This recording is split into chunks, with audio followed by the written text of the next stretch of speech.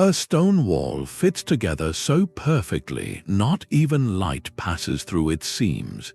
This is the signature of a true archaeological riddle, a gap in our collective memory that defies every easy explanation. By the end of this journey, you will hold the keys to 50 such enigmas from all 7 continents, a complete tour of humanity's most stubborn historical puzzles. We will stand before a field of giant stone jars whose purpose died with their makers, and examine a manuscript written in a language that has never been decoded. These are not just old questions, they are the unfinished sentences in the story of us, each one pushing the very boundaries of science and imagination. What does our relentless need to build the inexplicable say about who we are? A true riddle in stone or soil does more than simply lack an answer. It actively resists one, creating a silent debate that can span generations. Think of it as the ultimate historical cold case, where the evidence is laid bare for all to see, yet the story behind it remains utterly lost. Renowned archaeologist Sarah Parcak has a beautiful way of framing this, describing these sites as conversations with the past where we have somehow forgotten the language. We can see the words, we can touch the pages, but the meaning floats just out of reach. So what transforms an old object from a curious find into a genuine enigma? Several key ingredients often mix together. First, there is the shock of the anomalous. This could be a technological feat that feels out of place, like stones weighing hundreds of tons, moved across impossible distances, and fitted together with a precision that challenges our understanding of the tools available at the time. Or it might be an artifact made of a material not native to the region, posing a quiet question about ancient trade routes we never knew existed. Another common thread is the absence of a definitive guidebook. When a culture leaves behind no written records to explain their grandest monuments, or when the symbols they carved are unlike any other known language, the void they leave is profound. The location itself can be a puzzle, a settlement or structure placed in a location that defies practical logic, high on a remote mountain peak or in the heart of a punishing desert. These are not mere oversights in the historical record. They are deliberate, glaring gaps, and in that gap lies the true fascination. What does it say about us as a species that our ancestors so often invested immense labor and resources into creating things whose primary purpose was, seemingly, to be mysterious to those who came after? This foundational itch of not knowing is what pulls us toward these 50 sites across the globe. Each one is a unique cipher, a locked door in the endless mansion of human history, and we are just beginning to turn the key. Africa's vast sands and sweeping savannas hold the very cradle of humanity, yet they also guard some of our oldest and most profound questions. To understand the riddles scattered across this continent is to begin at the source, where the story of us first took shape in the shadow of baobab trees and along the winding paths of great rivers. The environment here is not merely a backdrop, it is an active participant in these mysteries. The relentless Sahara acts as a perfect preservative, freezing entire cultures in time under a blanket of sand, while the dense, living walls of the Congo Basin can swallow cities whole, leaving only whispers in the vegetation. This interplay between earth and human ambition sets the stage for our first collection of enigmas. We will encounter a kingdom that built soaring towers without mortar, a library of knowledge carved directly into a mountainside, and a collection of artifacts so precise they seem to defy the very timeline of human innovation. Each site tells a story of adaptation, of communities thriving against immense odds and leaving behind monuments that continue to challenge our assumptions. What unites these African puzzles is a deep resonance with the land itself, a testament to civilizations that listened closely to the whispers of their environment and answered with stone and spirit. As the sun sets over the Great Rift Valley, casting long shadows that seem to stretch from the past into the present. We ready ourselves to step into that first, silent conversation with a forgotten world. The silence of the Kenyan desert is broken only by the wind and the stoic presence of 19 basalt pillars. These are the Namoratunga, the stone people, standing watch in a remote landscape for over 5,000 years. To the casual eye, they might appear as a random gathering of rocks, but this is a carefully composed sentence in the language of the stars. Each pillar is positioned with deliberate intent, aligning with specific celestial bodies like the star cluster Pleiades and the bright star Bellatrix. This formation functioned as a sophisticated astronomical observatory and calendar, created by a pastoralist society that followed the rhythms of their herds. The riddle here is not one of forgotten engineering, but of lost knowledge. How did a nomadic community, one that left behind no written records and no permanent settlements, develop and preserve such a precise understanding of the cosmos? Their entire world was mobile, built upon movement and adaptation, yet they invested tremendous effort in anchoring this complex celestial map into the very earth. This directly challenges a long-held historical narrative. We often associate monumental astronomical achievements with grand, settled civilizations like ancient Egypt or Babylon, societies that built temples and ziggurats from which to watch the heavens. Namoratunga tells a different story. It reveals that profound scientific insight can flourish without pyramids or city walls, that the boundless sky was a library read by cultures across every walk of life. The pillars served as a communal tool, tracking lunar and stellar cycles to mark important ceremonial dates and guide practical decisions for their nomadic way of life. The true depth of their astronomical system, passed down through generations by word of mouth, faded when that oral tradition was interrupted. Today, the pillars remain, a testament to intellectual achievement where we least expected to find it.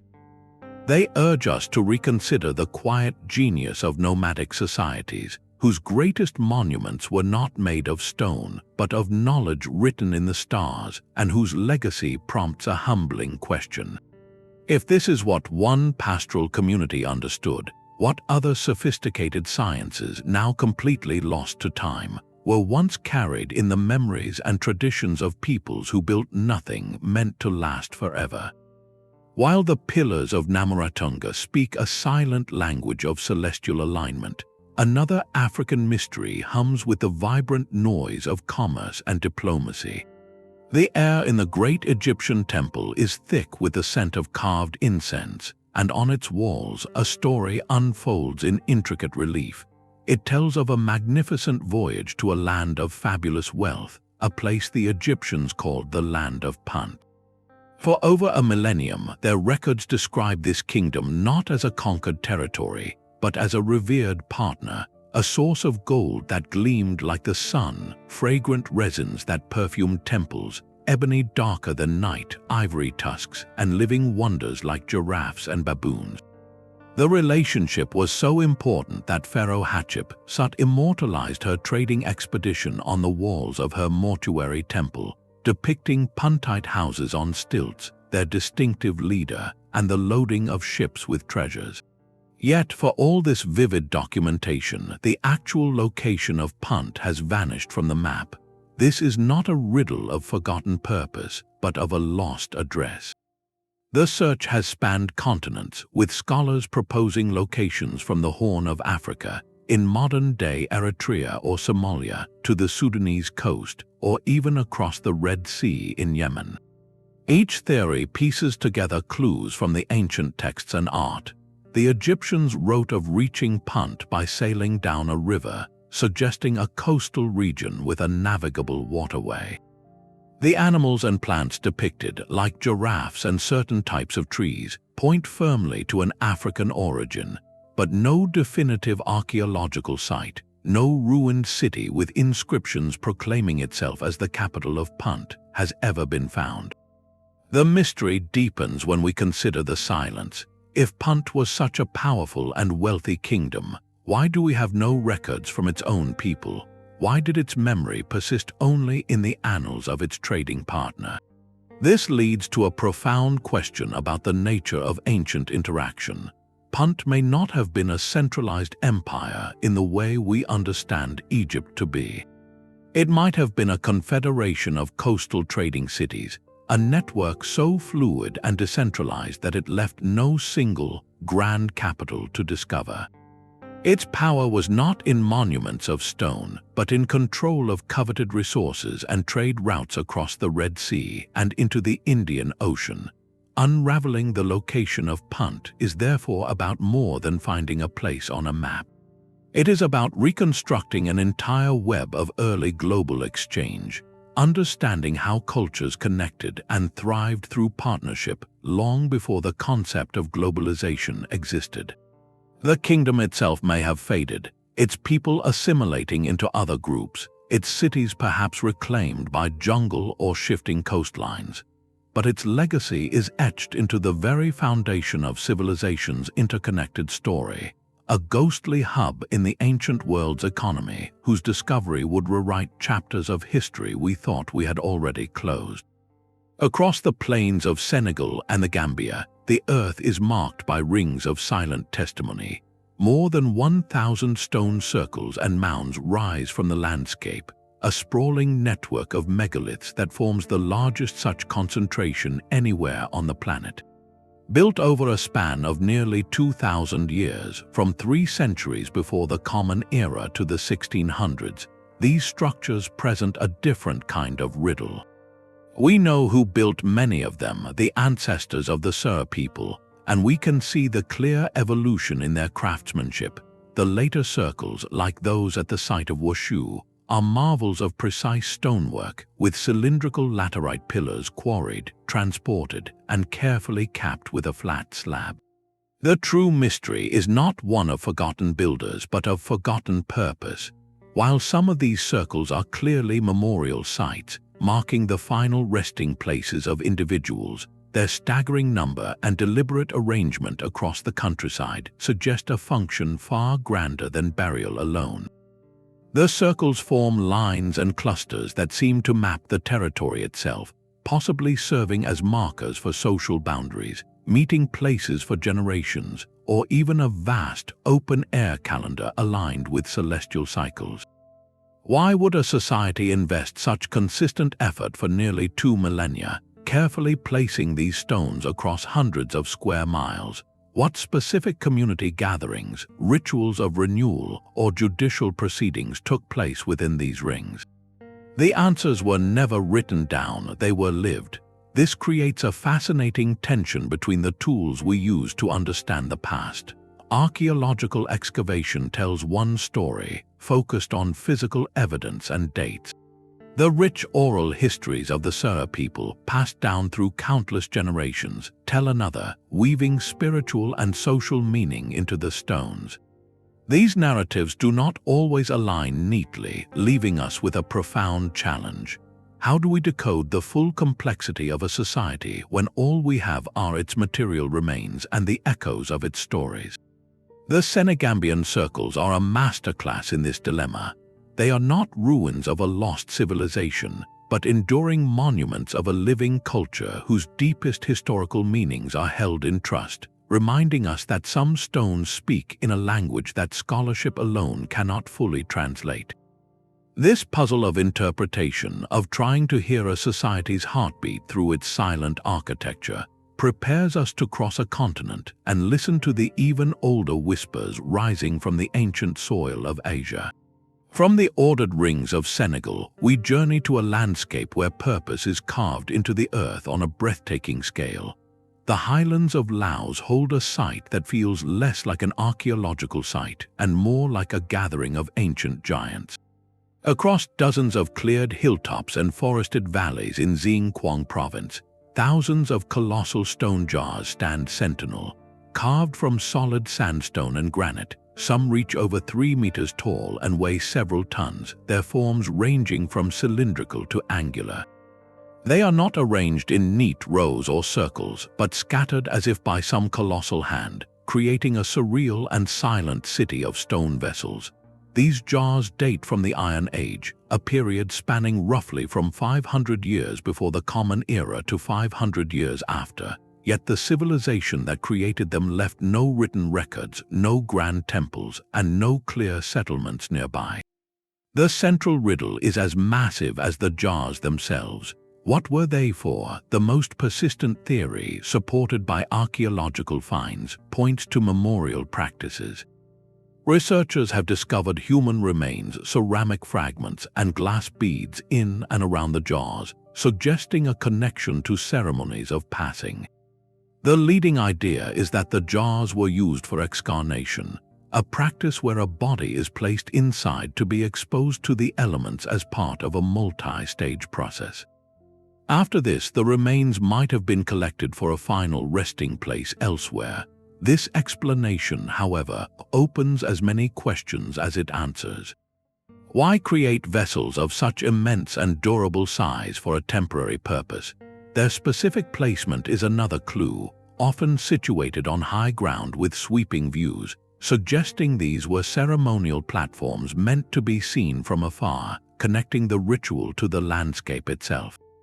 Then there is the sheer effort involved. How were these multi-ton blocks quarried, shaped, and transported up these rugged slopes without the wheel or known metal tools hard enough to work the stone?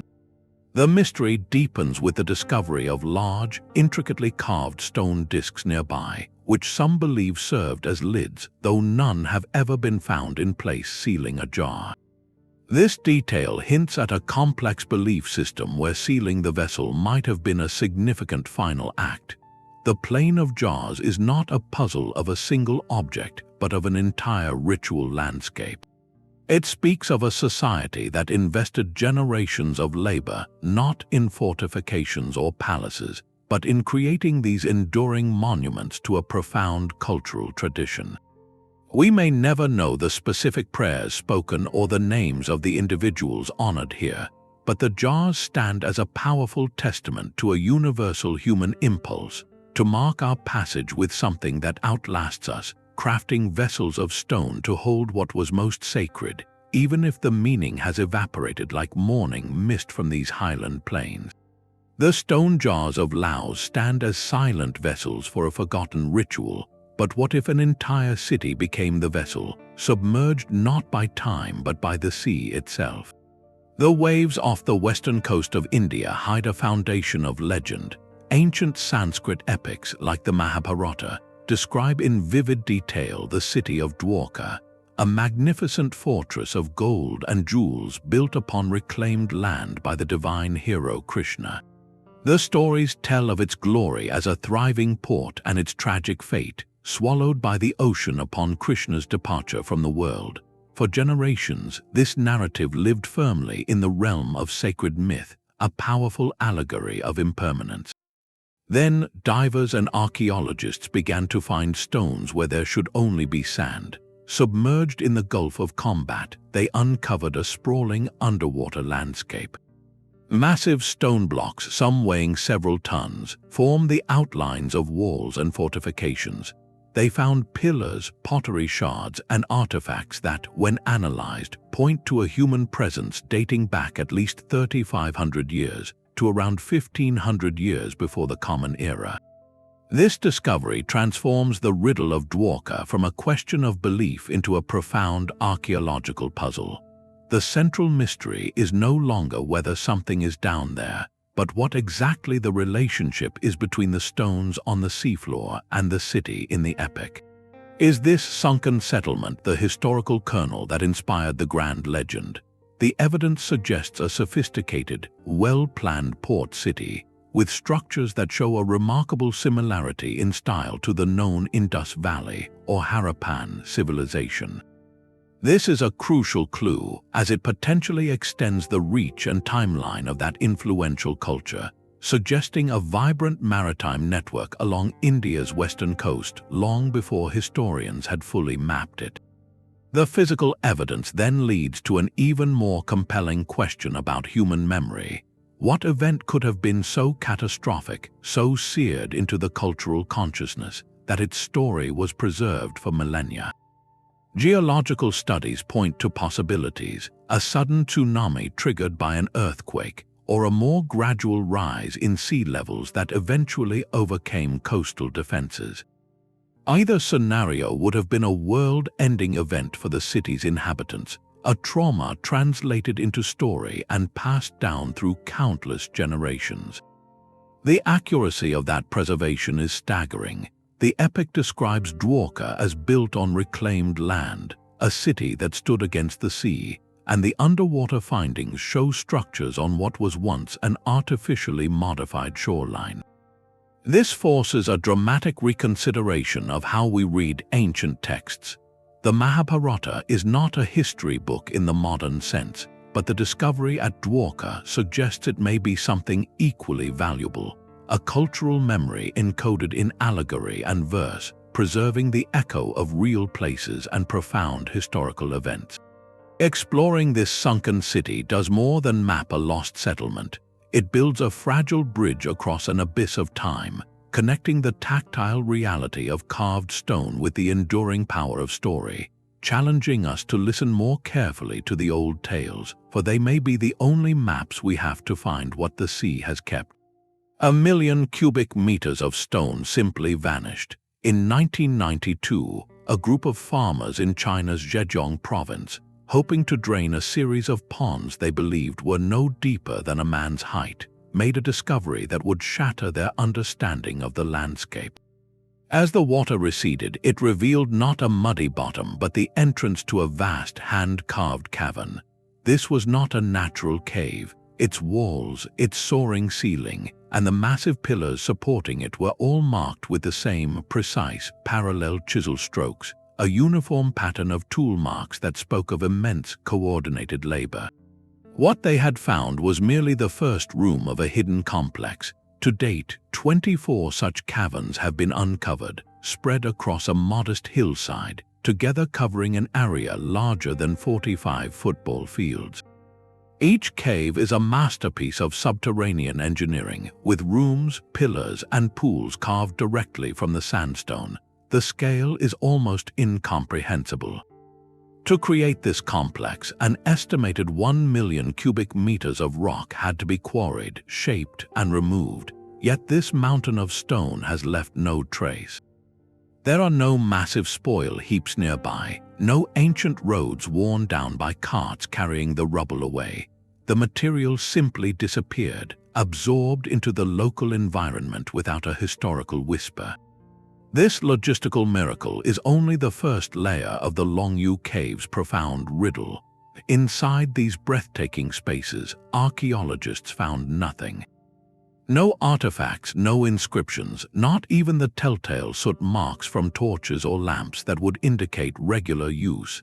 The caves are clinically empty. They were not mines, as the stone is a type not typically used for construction.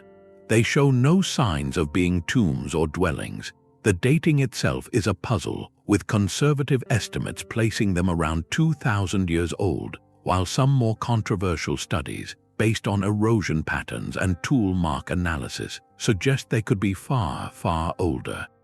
Who would commit generations of labor to carve out a colossal, ornate, hidden space for no apparent practical purpose?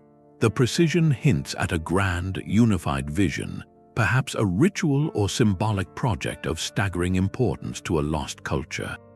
The most haunting question is not about the how, but the why of such perfect silence. How could a project of this magnitude, requiring the coordination of thousands of workers over decades, leave absolutely no mark in local folklore, no record in regional histories, no legend of the Great Dig? The Longyou caves are a monument to absence. They are not a puzzle of a forgotten object, but of a forgotten intention. They stand as a vast, empty volume in the historical record, a silent chamber where we can only hear the echo of our own questions, reminding us that some of humanity's greatest endeavors might have been dedicated not to what we put into the world, but to the creation of sacred, purposeful emptiness. The silent, empty chambers of Longyou present a riddle of profound absence, but on the sacred slopes of Mount Yudono in Japan, another kind of mystery rests in quiet presence. Here, the archaeological record holds not forgotten cities or tools, but individuals themselves, preserved through an act of ultimate devotion. These are the Sokushin Batsu Buddhist monks who, over a period of a decade or more, undertook a rigorous and extreme process of self-directed mummification. Their goal was not merely to preserve the body, but to transform it into a permanent vessel of meditation, achieving a state known as becoming a Buddha in one's own body.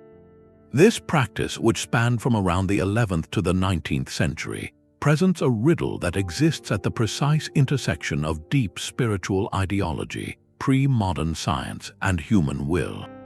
The process was a meticulously staged ritual of life. It began with a radical shift in diet, eliminating all grains and fats to remove moisture and body fat, subsisting instead on nuts, seeds, and bark.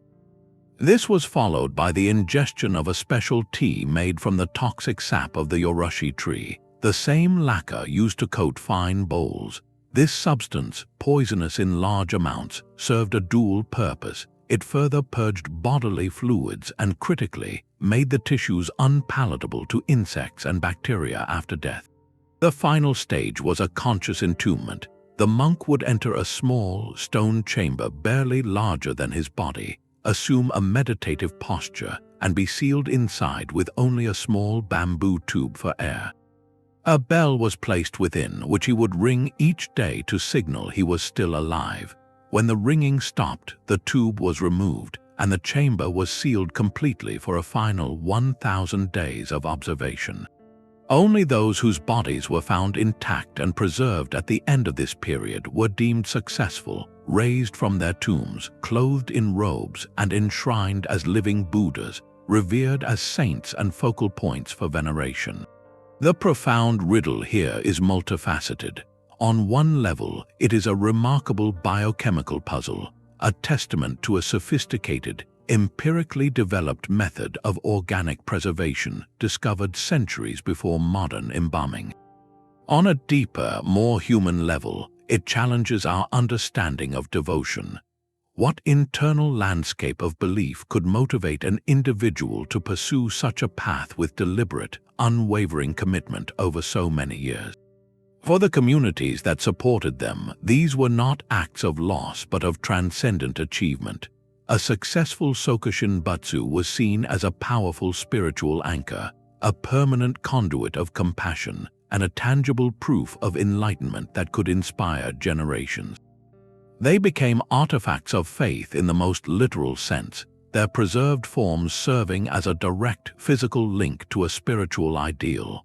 Studying these individuals today, researchers approach them with immense respect, using non-invasive techniques to understand the methods used.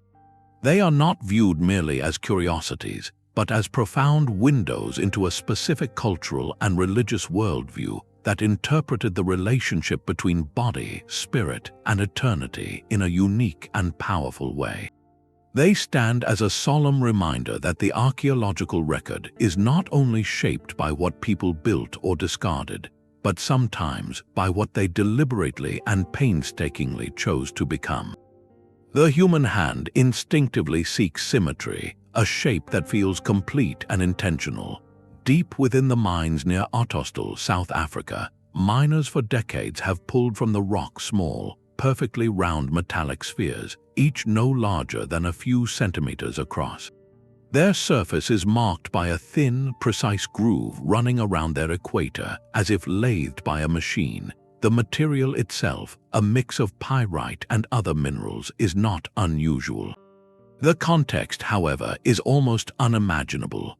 These objects were found embedded within a layer of Precambrian rock dated to 2.8 billion years old, a time when the only life on Earth was microscopic, single-celled organisms. This fact alone ignites the core of the riddle. The orthodox geological explanation is both elegant and natural. They are concretions, formed when mineral cement fills the spaces between sediment grains, sometimes creating remarkably spherical shapes as they crystallize. The groove could be a seam line, a result of differential weathering where a harder internal layer resisted erosion. In this view, the Klerksdorp spheres are a stunning example of nature's artistry, a demonstration of how simple chemical and physical processes can produce forms that look, to our pattern-seeking eyes, deliberately made. Yet the controversy persists precisely because of that human instinct. Their appearance is so uncannily manufactured that they have become a classic example in discussions of out-of-place artifacts, objects that seem to defy conventional timelines. This is where the true puzzle lies, not necessarily in proving an extraterrestrial origin, but in understanding the powerful tension between observation and interpretation. Why does the human mind so readily leap from a natural oddity to a sign of lost technology or non-human intelligence? The spheres trigger a phenomenon known as pareidolia, our brain's tendency to perceive familiar patterns, especially faces or manufactured objects, in random stimuli. It is the same impulse that sees a face in the moon or a castle in a cloud. In archaeology and geology, this instinct is both a vital tool for recognizing genuine artifacts and a potential trap that can lead us to see design where there is only chance. The debate surrounding these spheres is therefore a meta-riddle, a puzzle about how we solve puzzles. It forces a confrontation between two ways of knowing. On one side is the rigorous, evidence-based framework of geological science, which offers a plausible, testable natural origin. On the other is a more speculative, wonder-driven inquiry that asks if our models of the deep past are complete. The spheres do not provide clear answers, they only amplify the questions. They serve as a humbling reminder that not every ancient mystery yields a satisfying solution. Some enigmas exist not to be solved, but to probe the limits of our categories, to make us question where the line truly lies between a freak of nature and a fingerprint from a chapter of Earth's story we have not yet learned to read. This unresolved tension, this space between the possible and the profoundly unknown, is the perfect bridge to a continent built on mysteries of a different scale, where the land itself seems to hold its breath, waiting for its stories to be told. We now cross the vast Pacific to the isolated shores of Australia. A locked book holds a special kind of power, daring anyone who sees it to discover its secret. In a vault at Yale University rests perhaps the most perfect locked book in history. The Voynich manuscript is a small, dense codex of about 240 vellum pages, filled from edge to edge with graceful, looping script in a language no one on Earth can read. Its pages bloom with illustrations of plants that have never grown, charts of celestial bodies in unfamiliar constellations, and intricate diagrams of tiny, nude figures bathing in a system of interconnected green tubes. Carbon dating confirms its vellum was prepared in the early 15th century, placing it firmly in the medieval world. Its materials are authentic, its binding is period, but its content is a perfect cipher. This is the core of the riddle. We are not dealing with a forgotten dialect, but with a complete linguistic system that shows all the sophisticated patterns of a real language, word frequency, syntactic structure, repeated characters, yet matches no known alphabet or grammar on Earth.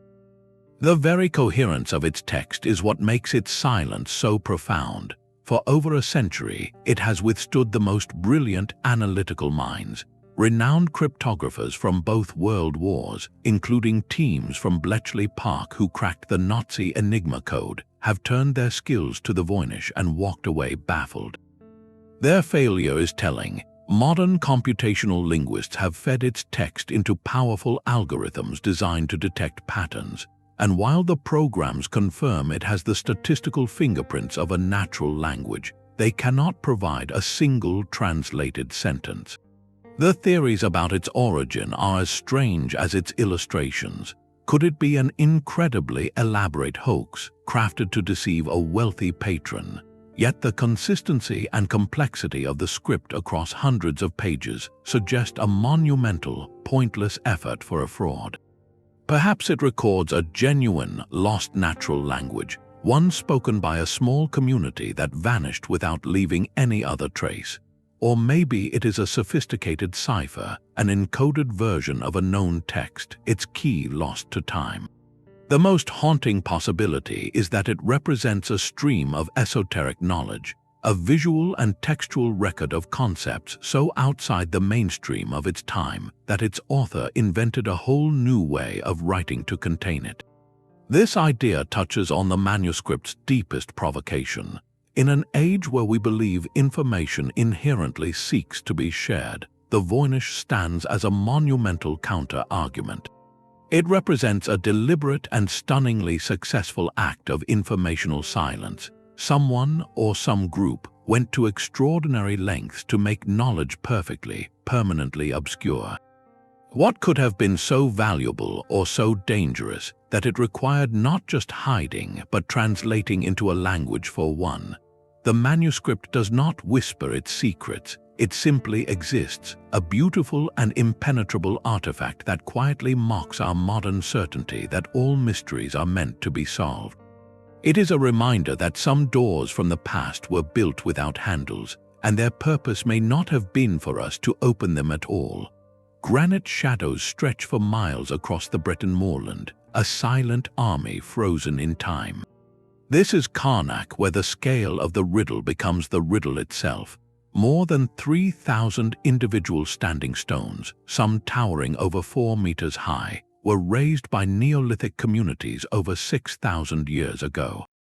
They are not gathered in a circle, but deployed in astonishingly straight, parallel rows that march across the landscape for kilometers, forming alignments so vast they seem to reorder the very earth.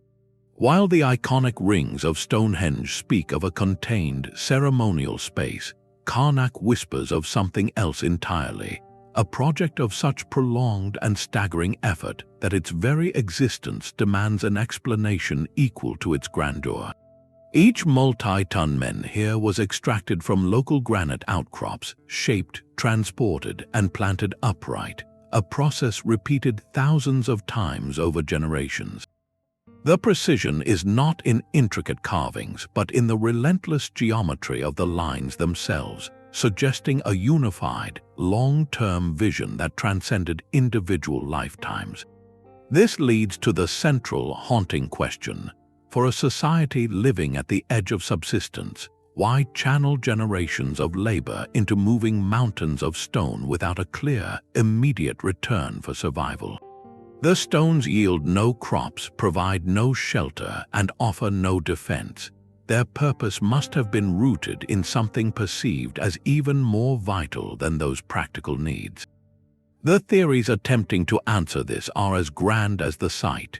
Some researchers see a colossal astronomical computer with specific alignments pointing to solstice sunrises or major lunar standstills, turning the entire coastline into a calendar etched in stone. Others propose a more terrestrial function, suggesting the dense rows could have served as a seismic early warning system, with the stones arranged to amplify subtle vibrations from the ground. Another compelling idea views the alignments as a social map, a permanent, immutable marker of clan territories or pilgrimage routes, transforming the landscape itself into a legal document. Yet the profound silence at Karnak's heart is the notable absence of what we typically find with Neolithic monuments. There are very few associated burial mounds or ceremonial deposits at a scale that matches the investment in the stones. This suggests the alignments were not primarily about memorializing individuals, but about serving the living community in a profound, perhaps ongoing, way. They may have been a theater for rituals that reinforced social cohesion, a physical manifestation of a shared belief system that tied the people to the cycles of the sky and the soil beneath their feet. The true message of Karnak is therefore written in the language of priority. It tells us that for these Neolithic farmers, understanding their place in the cosmos, marking their territory in an unforgettable manner, or communing with forces beyond their control was important enough to become their most enduring legacy. The alignments are a testament to an idea so powerful it could move stone, an idea whose specific shape has been lost, leaving only its magnificent shadow on the land. A reminder that the greatest human mysteries are often not about what we built, but about what we believed was worth building. A solitary artifact can speak more loudly than an entire library of familiar texts. In a storage room of the Archaeological Museum in Heraklion, Crete, rests a small, fired clay disc that has become one of the world's most famous and stubborn linguistic puzzles. Unearthed in 1908 amid the ruins of the Minoan Palace of Phaistos, this object is deceptively simple in form, roughly 15 centimeters across, fitting comfortably in the palm of your hand. Its surface, however, is a riot of organized mystery. On both sides, 241 distinct symbols are stamped in a tight, clockwise spiral, marching from the outer edge toward the center. These are not crude scratches, but clear, detailed impressions of human figures, birds, fish, insects, tools, plants, and geometric shapes, each one created by pressing a pre-carved seal into the soft clay before firing. This single technological detail makes the Phaistos disc an anomaly within an anomaly.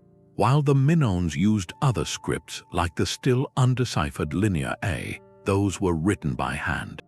The disc represents something radically different, a form of movable type printing where a set of standardized seals were arranged to compose a message and then stamped. This concept would not appear again in Europe for over 3,000 years with Gutenberg's press. So here we have an object that is a riddle wrapped in a mystery inside an archaeological enigma. Its very existence poses cascading questions. First, what does it say? The symbols are unique, a script found on no other artifact anywhere in the world. They show clear signs of a structured writing system, with certain signs repeating in groups that might be words or phrases, but without a single parallel text for comparison. Linguists have no starting point for a translation. Is it a hymn to a deity, a record of a treaty, a narrative poem, or perhaps something more mundane, like an inventory or a set of instructions? The spiral arrangement suggests the message was meant to be read continuously, perhaps even ritually, from the periphery into the center, a journey in itself. Then comes the question of origin. Was the disc created locally by a Minoan artisan of startling genius, a lone inventor whose technology was never adopted? Or is it an import, a diplomatic gift or traded object from a culture elsewhere in the Mediterranean or Anatolia, whose own writing system remains otherwise unknown to us? The clay itself is local to Crete, but that does not rule out a foreign scribe working on the island. The most profound implication of the disc is not just its undeciphered message, but what it implies about loss. The use of movable type suggests a desire for replication, for producing multiple copies of the same text, yet we have only this one disc. Where are the others? Were they all made of fragile clay that did not survive? Or was this a unique, prestigious object from the very start, a royal decree or sacred text where the stamping was a sign of its official, immutable authority? The Phaistos disc stands as a stark monument to a dead end in the history of communication. It represents a complete linguistic bubble, a script that was born, used for a purpose we cannot grasp, and then vanished without a trace, leaving behind this one perfect, circular piece of evidence. It is the ultimate locked book, its key not merely misplaced but melted down and forgotten millennia ago. We can study its symbols, analyze its spiral, and marvel at its precocious technology, but its voice remains silent, a powerful reminder that entire chapters of human thought can be compressed into a single, unreadable sentence. While the Phaistos disc whispers of lost language, another ancient text shouts of hidden gold. Among the famed Dead Sea Scrolls, a library of religious and philosophical texts preserved in desert caves for 2 millennia, one document stands utterly apart in both form and function. It is not written on fragile parchment or papyrus, but engraved onto thin, corroded sheets of copper, a material chosen clearly for permanence. Known simply as the Copper Scroll, this artifact presents a riddle of breathtaking material temptation. Its text, painstakingly deciphered after the scroll was carefully cut into strips, is not a psalm or a prophecy. It is a meticulous inventory, a list of 64 specific locations where vast quantities of treasure were supposedly secreted away. The amounts described are not just significant, they are fantastical, totaling many tons of pure silver and gold, along with precious ritual artifacts and incense.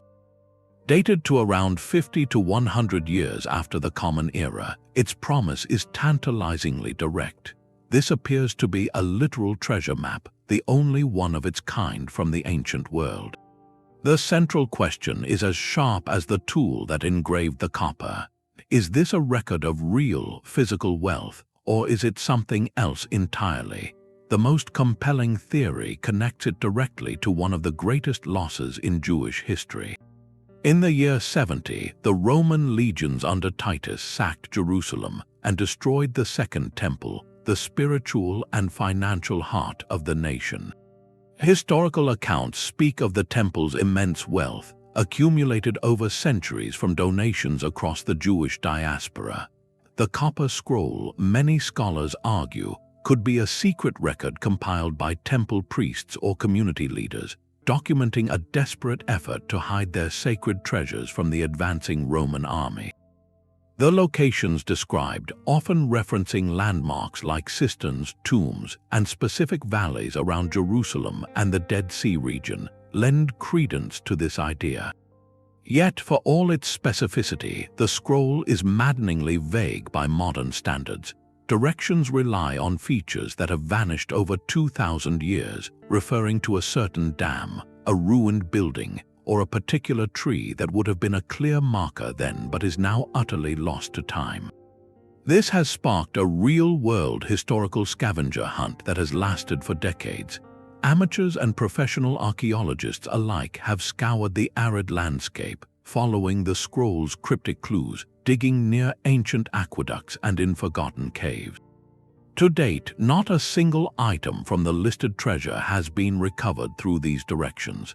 This consistent failure forces other interpretations. Could the scroll be an allegorical text, a symbolic listing of spiritual riches rather than material ones? Some suggest it might record the locations of communal funds or sacred texts, not precious metals. Or perhaps the most straightforward answer is the correct one. The treasures were indeed real, but they were successfully retrieved in antiquity, leaving the Copper Scroll as an empty ledger, a map to a vault long since emptied. This possibility does not diminish its power. It simply shifts the mystery from the location of the treasure to the story of its recovery, who found it and when. The scroll itself, by its very existence, blurs the line between documented history and enduring legend.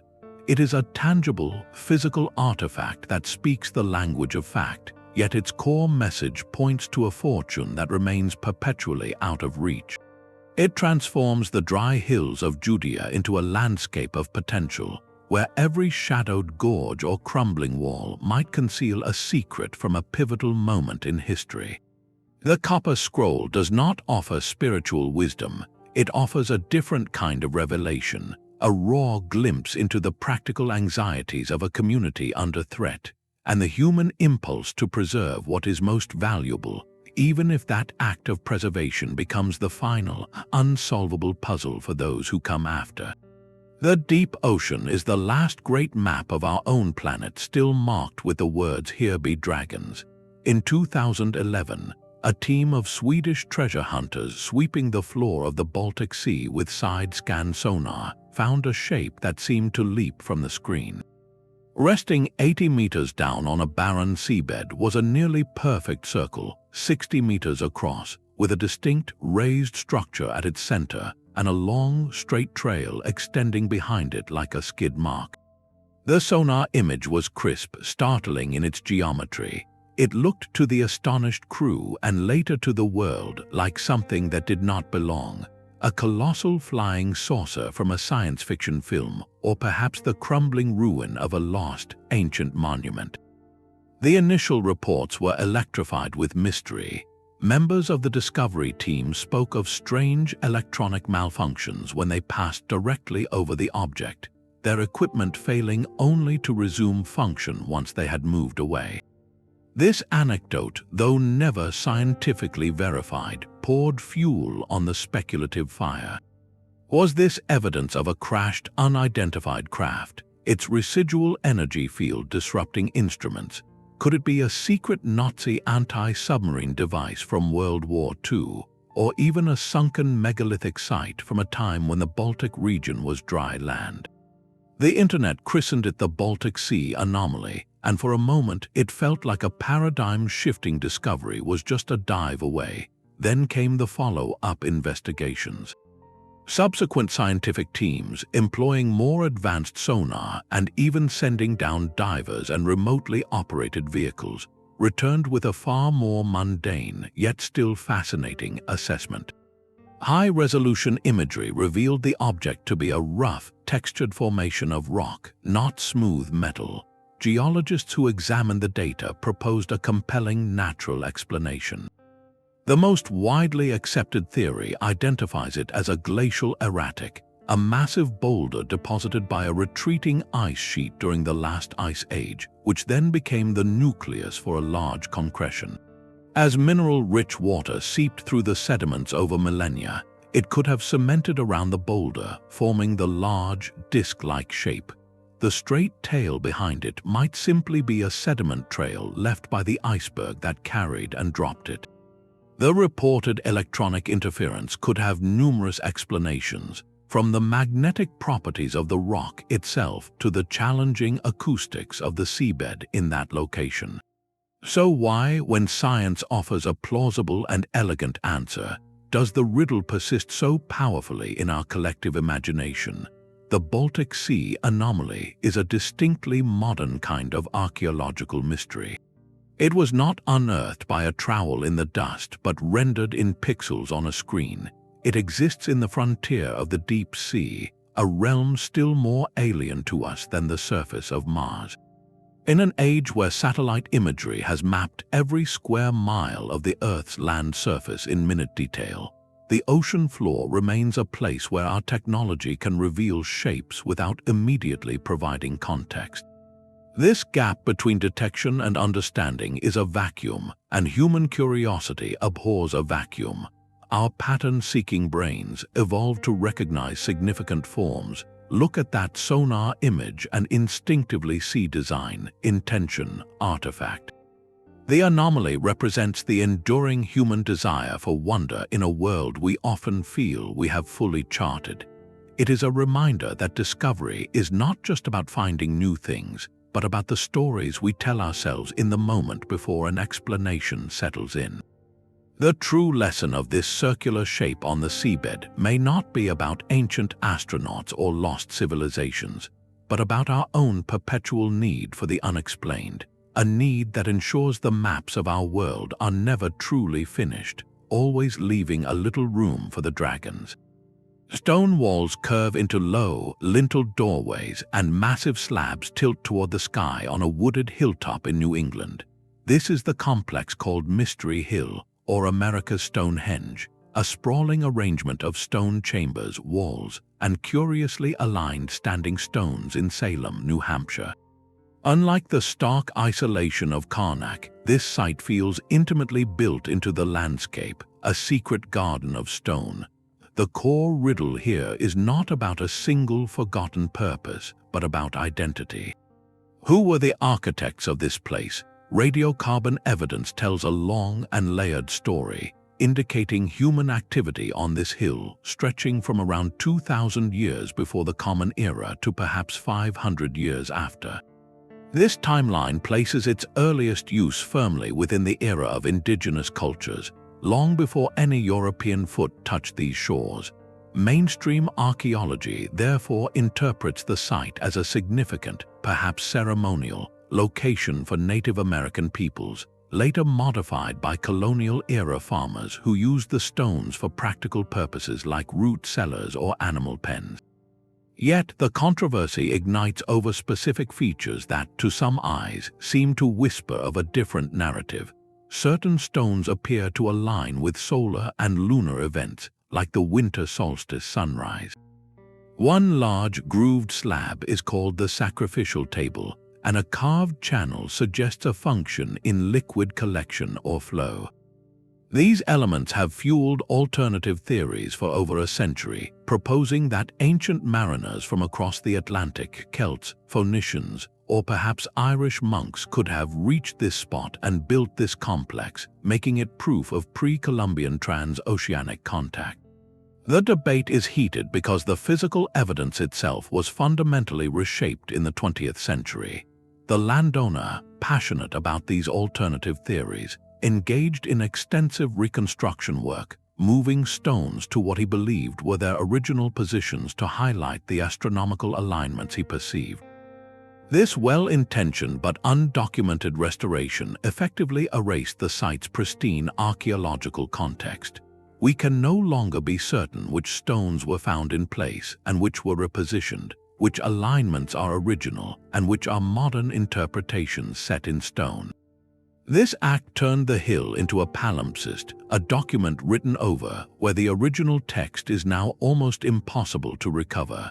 Consequently, Mystery Hill stands as a powerful case study in how we interact with the past. It is a riddle about riddles. The stones themselves ask one question, but the human activity around them asks another, perhaps more profound one. What happens when a site becomes a canvas for our deepest desires about history, a place where we project our longing for connection, for grand narratives of exploration, or for a heritage that feels more ancient and mysterious? The fight over its origin is as much about cultural ownership and national identity as it is about carbon dates and star charts. For some, attributing it to indigenous cultures honors the deep, sophisticated history of the land's original peoples. For others, the idea of transoceanic builders speaks to a more interconnected ancient world, challenging textbook timelines. The site, in its altered state, can no longer definitively satisfy either camp. It exists now in a permanent state of ambiguity, a monument not just to a possible ancient mystery, but to the very human need to solve mysteries, even if solving them means reshaping the clues. It teaches us that sometimes the most enduring archaeological puzzle is not carved in stone, but in the stories we choose to tell about it. Monk's Mound still rises from the Illinois floodplain, a colossal earthen pyramid that once anchored the greatest city north of ancient Mexico. Cahokia was a bustling metropolis, a nexus of trade, ceremony, and political power where perhaps 20,000 people lived, worked, and gathered around its grand plaza. We understand much about its vibrant life, from the solar calendar of its woodhenge posts to the intricate artistry found in its elite burials. The true, haunting riddle of Cahokia is not how it thrived, but why it died. By the middle of the 14th century, this immense urban heart had stopped beating. The great plazas fell silent, the mounds were left to the grasses, and a civilization that once dominated the Mississippi Valley simply walked away, leaving behind a ghost city of earth. Unlike other famous collapses, there is no clear villain in this story. No invading army left a layer of ash. No singular cataclysm froze the city in a moment of terror. Its end was a quiet unraveling, a mystery written in soil samples and subtle shifts in the archaeological record.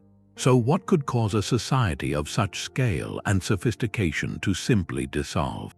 Researchers point to a web of interconnected pressures, a perfect storm of challenges that may have slowly frayed the social fabric. One primary suspect is environmental strain.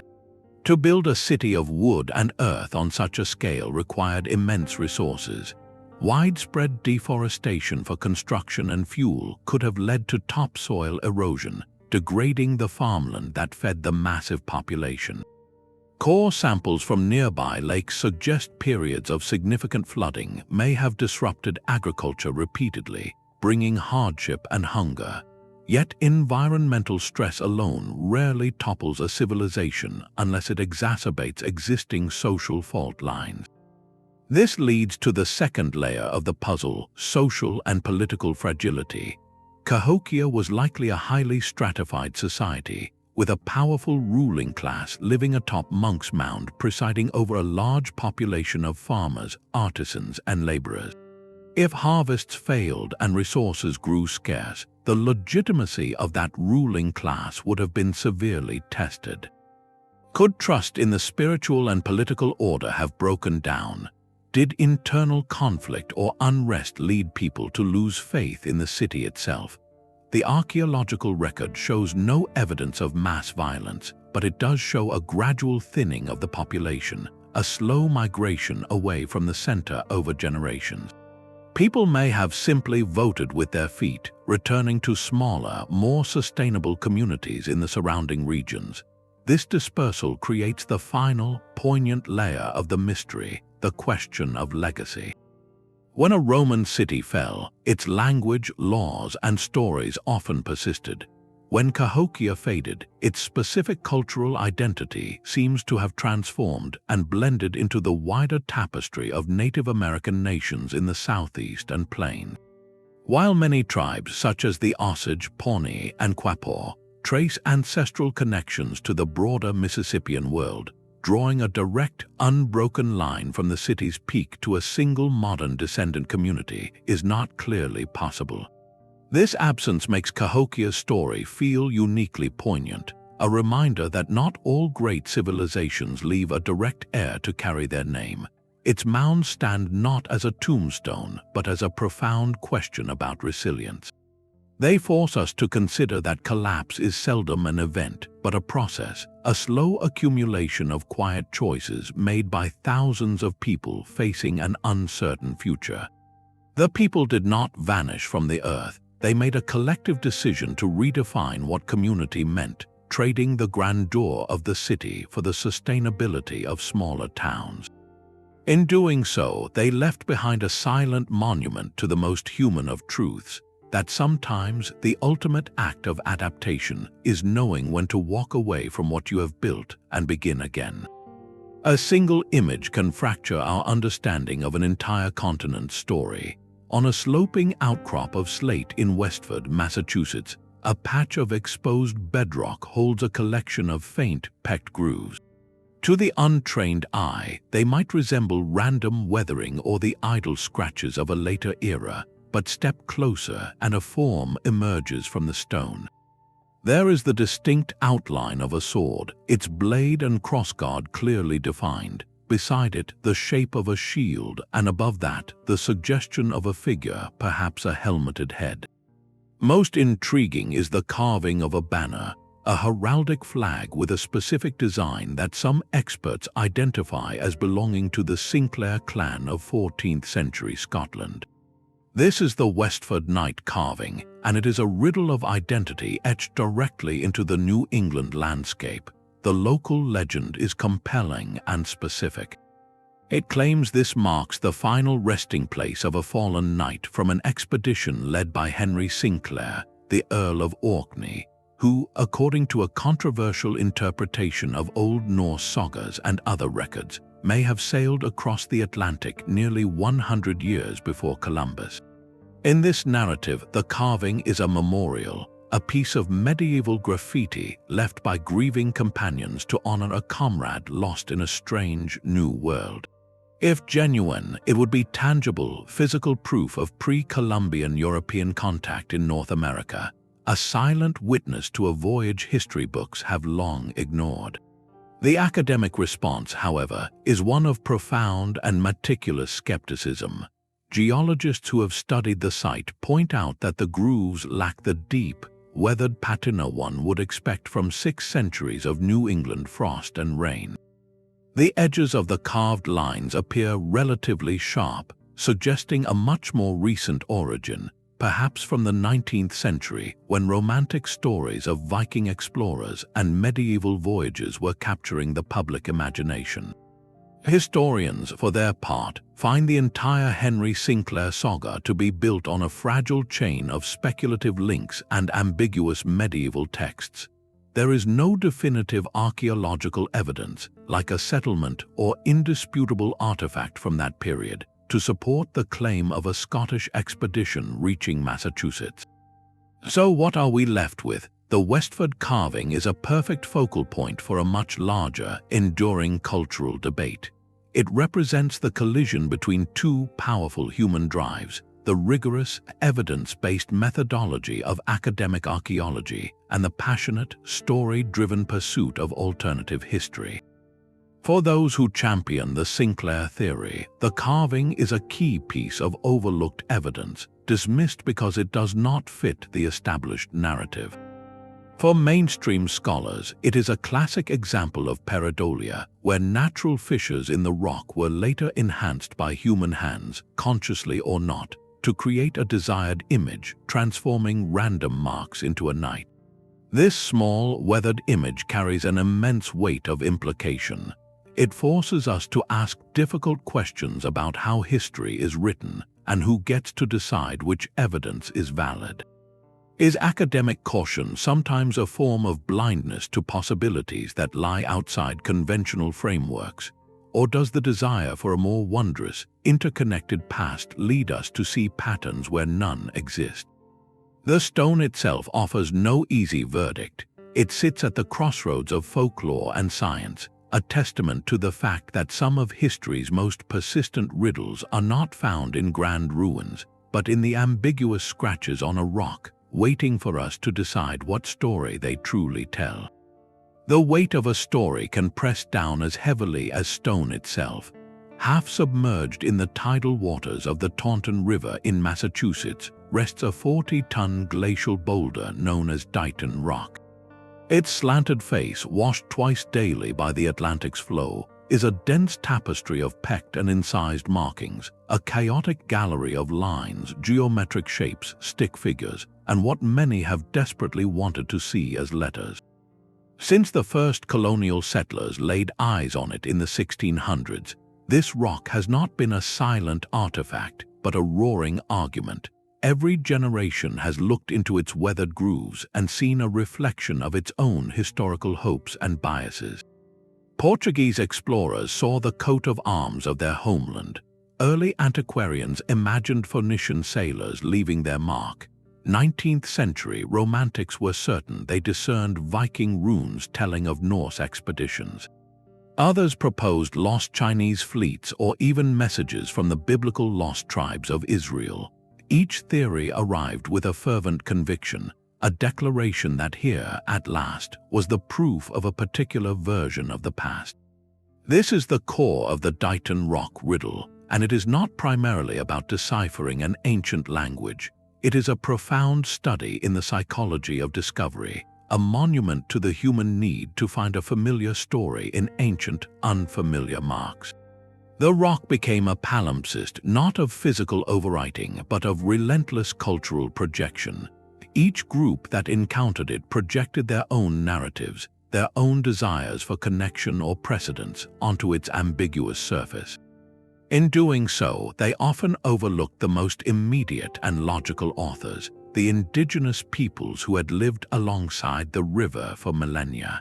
Modern scholarship, through careful comparison with other regional sites and an understanding of local history, now attributes the petroglyphs to the ancestors of Algonquian-speaking communities, likely created over a long period for ceremonial, territorial, or narrative purposes.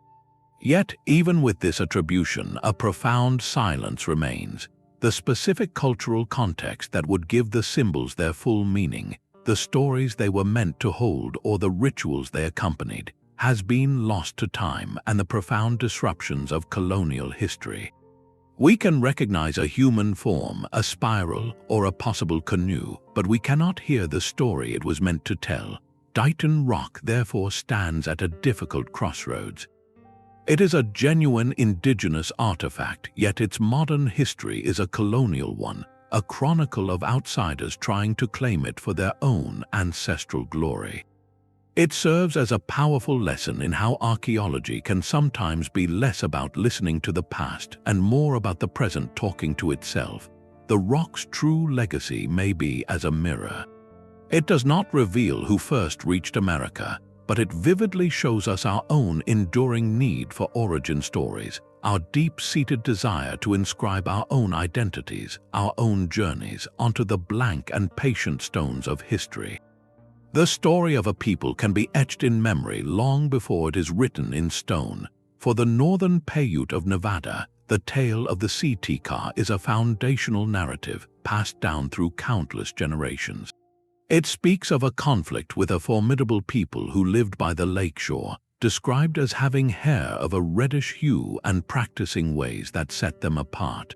According to the tradition, after a prolonged struggle, these sea tikar were finally driven into a cave and the entrance was set ablaze, ending their chapter in the land.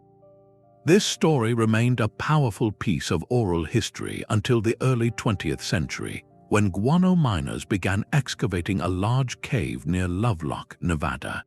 What they pulled from the deep layers of bat droppings seemed to give startling, tangible form to the legend.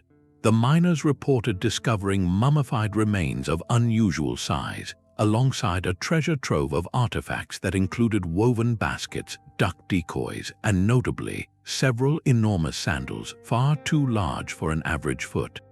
Here, in the dry, preserving air of the cave, a folk memory appeared to collide with physical evidence, igniting a riddle that burns brightly in the realm of popular mystery. The immediate question seems sensational. Were these the bones of ancient giants, proof of a lost race that once walked the Great Basin? Mainstream anthropology offers a more measured, though no less fascinating, interpretation. The cave is a legitimate archaeological marvel, preserving a continuous record of human adaptation stretching back an astonishing 4,000 years. The so-called giant remains have been explained as a combination of factors. The reported great stature likely stemmed from misperception, perhaps the dramatic effect of seeing well-preserved remains in a dim cave, combined with the natural tendency for stories to amplify over time. Some artifacts may have been misidentified or even planted during the chaotic, treasure-hunting atmosphere of the early excavation. The large sandals could have had a practical, non-personal use, such as snowshoes or ceremonial objects. Yet, the persistence of the giant narrative speaks to something deeper than a simple desire for the fantastical. It highlights a profound and recurring tension in how we understand the past. On one side stands scientific archaeology, which meticulously sifts through stratigraphy and carbon dates to build a timeline of technological and cultural change. Its story of Lovelock Cave is one of incredible resilience, a microcosm of human ingenuity in a challenging desert environment over millennia. On the other side thrives enduring folklore, which carries truth of a different kind, encoding historical events, cultural warnings, and identity into narrative form. The Paiute story of the sea tikar likely preserves the memory of a real conflict with a distinct group, perhaps one with different physical traits or cultural practices that made them memorable. The kernel of truth is not necessarily literal giants, but the experience of an impactful encounter with outsiders. The legend grew around that kernel, shaped by the powerful human need to explain the unknown and to remember victory over a formidable foe. In this way, Lovelock Cave is a dual monument. Its real archaeological value offers an unparalleled window into everyday life across 40 centuries. But its legendary shadow asks us to consider how all history begins, not in a textbook, but in the stories a people tell about themselves around a fire, stories where facts transform into symbols and adversaries can grow larger than life, ensuring they are never forgotten. From the contested stones of North America, we journey to a canvas of unimaginable scale, where the land itself became a page for a message written to the sky. The Nazca Desert of Peru is a place of profound silence, a high plateau where rain might not fall for a decade. Yet this barren expanse holds one of humanity's most audacious and enduring artistic statements. Across nearly 1,000 square kilometers of reddish-brown pebbles, the ancient Nazca people, between 500 years before the Common Era and 500 years after, etched a breathtaking gallery of lines and shapes. They did this not by adding pigment, but by subtraction, carefully removing the dark, sun-baked stones to reveal the lighter, creamy soil beneath. The result is a collection of over 800 straight lines, 300 geometric forms, and 70 colossal biomorphic drawings, including a hummingbird with wings outstretched over 50 meters, a spider nearly the same length, a monkey with a spiraling tail, and a mysterious humanoid figure often called the astronaut. The technical riddle of their creation is solvable, a testament to careful planning, simple tools, and communal effort. The profound and haunting question is why? Why would a culture invest such consistent, generations-long labor into creating art they could never fully see? From ground level, the lines appear as shallow, meandering pathways. Their magnificent, coherent form is only visible from a significant height, a perspective the Nazca themselves seemingly could not achieve. This disconnect between creation and perception is the engine of the mystery. The most famous and sensational theory, born in the mid-20th century, proposed these were landing strips or navigation markers for ancient extraterrestrial visitors. This idea, while capturing the popular imagination, is almost universally dismissed by archaeologists. It imposes a modern, technological framework onto an ancient spiritual landscape and, more critically, ignores the wealth of cultural context found through study of the Nazca people themselves. Scholarly research points toward a purpose deeply woven into the fabric of Nazca life and their desperate struggle for survival in one of Earth's driest places. Water was the paramount deity here, the difference between life and oblivion. Many researchers see the lines as sacred pathways, walked during rituals to invoke life-giving water from the underground aquifers or the distant mountains. The animal figures likely represent spiritual beings or constellations connected to fertility and rain. The geometric shapes, including immense trapezoids and triangles, may have served as ceremonial plazas for communal gatherings, where social bonds were reinforced through shared ritual under the vast sky.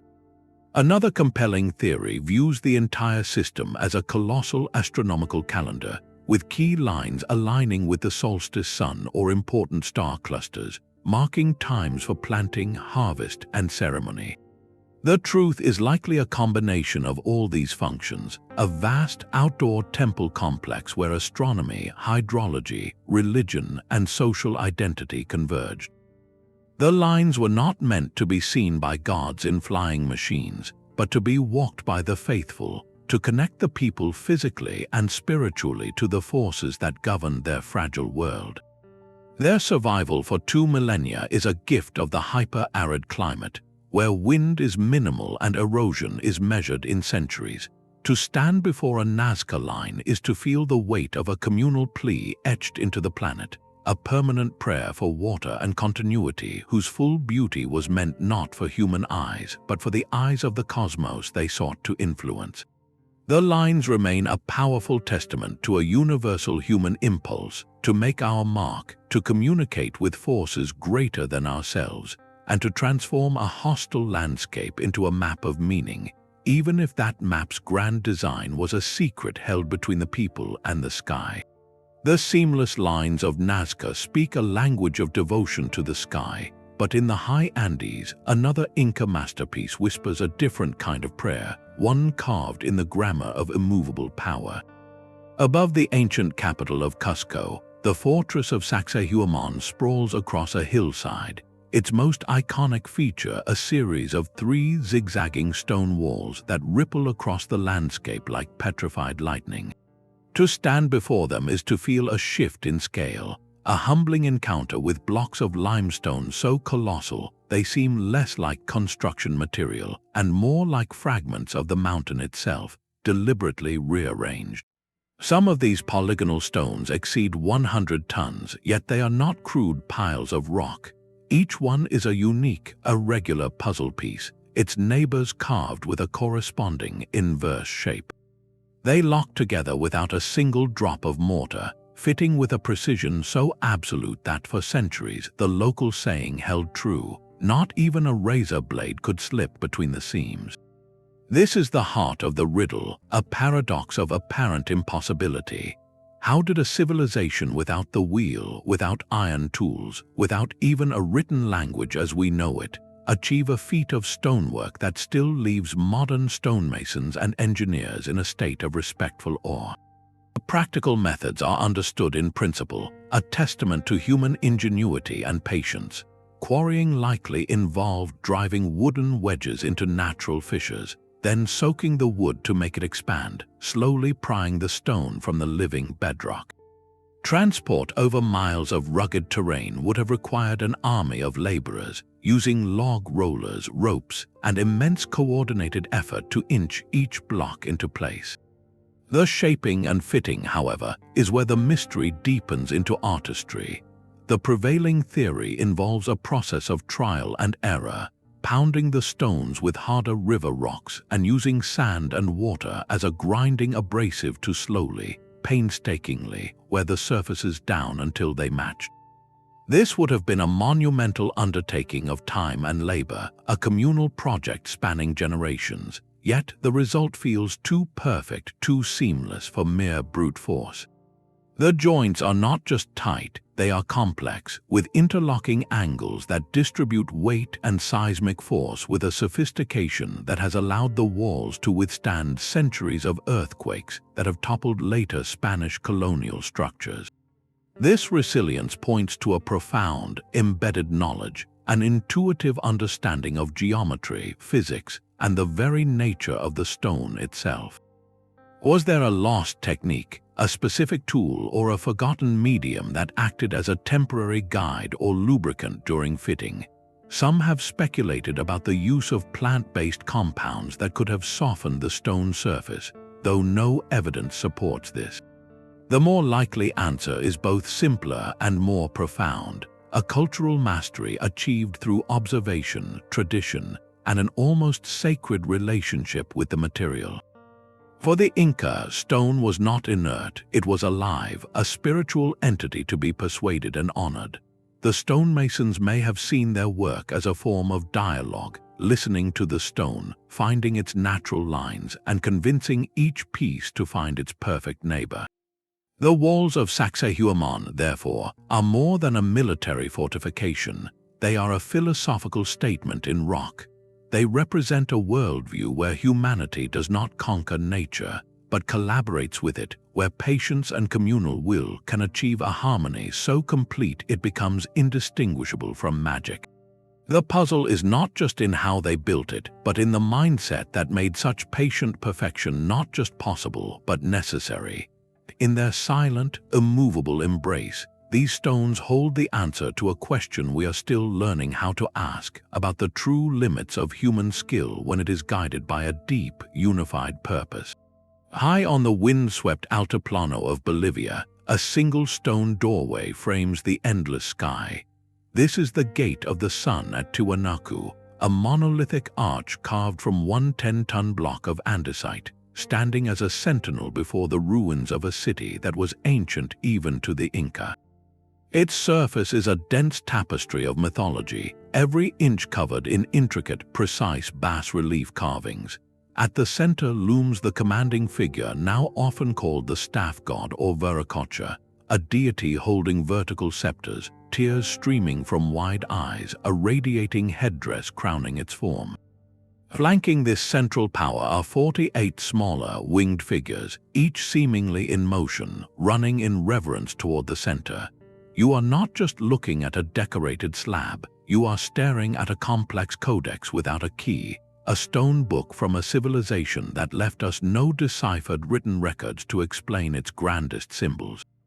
The riddle of the gate is not about who built it, but about what it was built to say. Every symbol, every alignment seems charged with meaning, a frozen moment of belief and knowledge waiting for a translator. The most straightforward interpretation sees it as a monumental portal, perhaps the entrance to a sacred precinct, framing the staff god who was central to Tiwanaku's state religion and mythic narratives of creation. Those 48 attendants could represent mythic ancestors, celestial bodies, or a ritual calendar count, yet the precision of the carving suggests something more specific than general mythology. This is where the mystery deepens into the realm of archaeoastronomy and controversial theory. In the early 20th century, researcher Arthur Posnansky proposed a startling idea. After years of studying the site's alignments, he argued that the Gate of the Sun and the entire layout of Tiwanaku were designed around a calendar of 290 days. He believed this odd number reflected a time, thousands of years earlier, when Earth's axial tilt was different, making the solar year shorter. This claim, suggesting Tiwanaku was built by a hyper-advanced civilization in deep antiquity, was explosive and has been largely dismissed by mainstream archaeology due to a lack of supporting evidence and issues with his methodology. The controversy, however, highlights the enduring pull of the gate's precision. It looks like a device, not just a decoration. Modern scholars steer away from such dramatic timelines but still grapple with the gate's potential as a sophisticated cosmological model. Could the iconography map the movement of the Sun, Moon, and Venus across the stark altiplano sky? Do the rows of figures correspond to a ritual count tied to the agricultural cycle in this harsh, high-altitude environment? The tears on the staff god's face have been interpreted as rain, a precious commodity at this elevation, linking the deity directly to fertility and survival.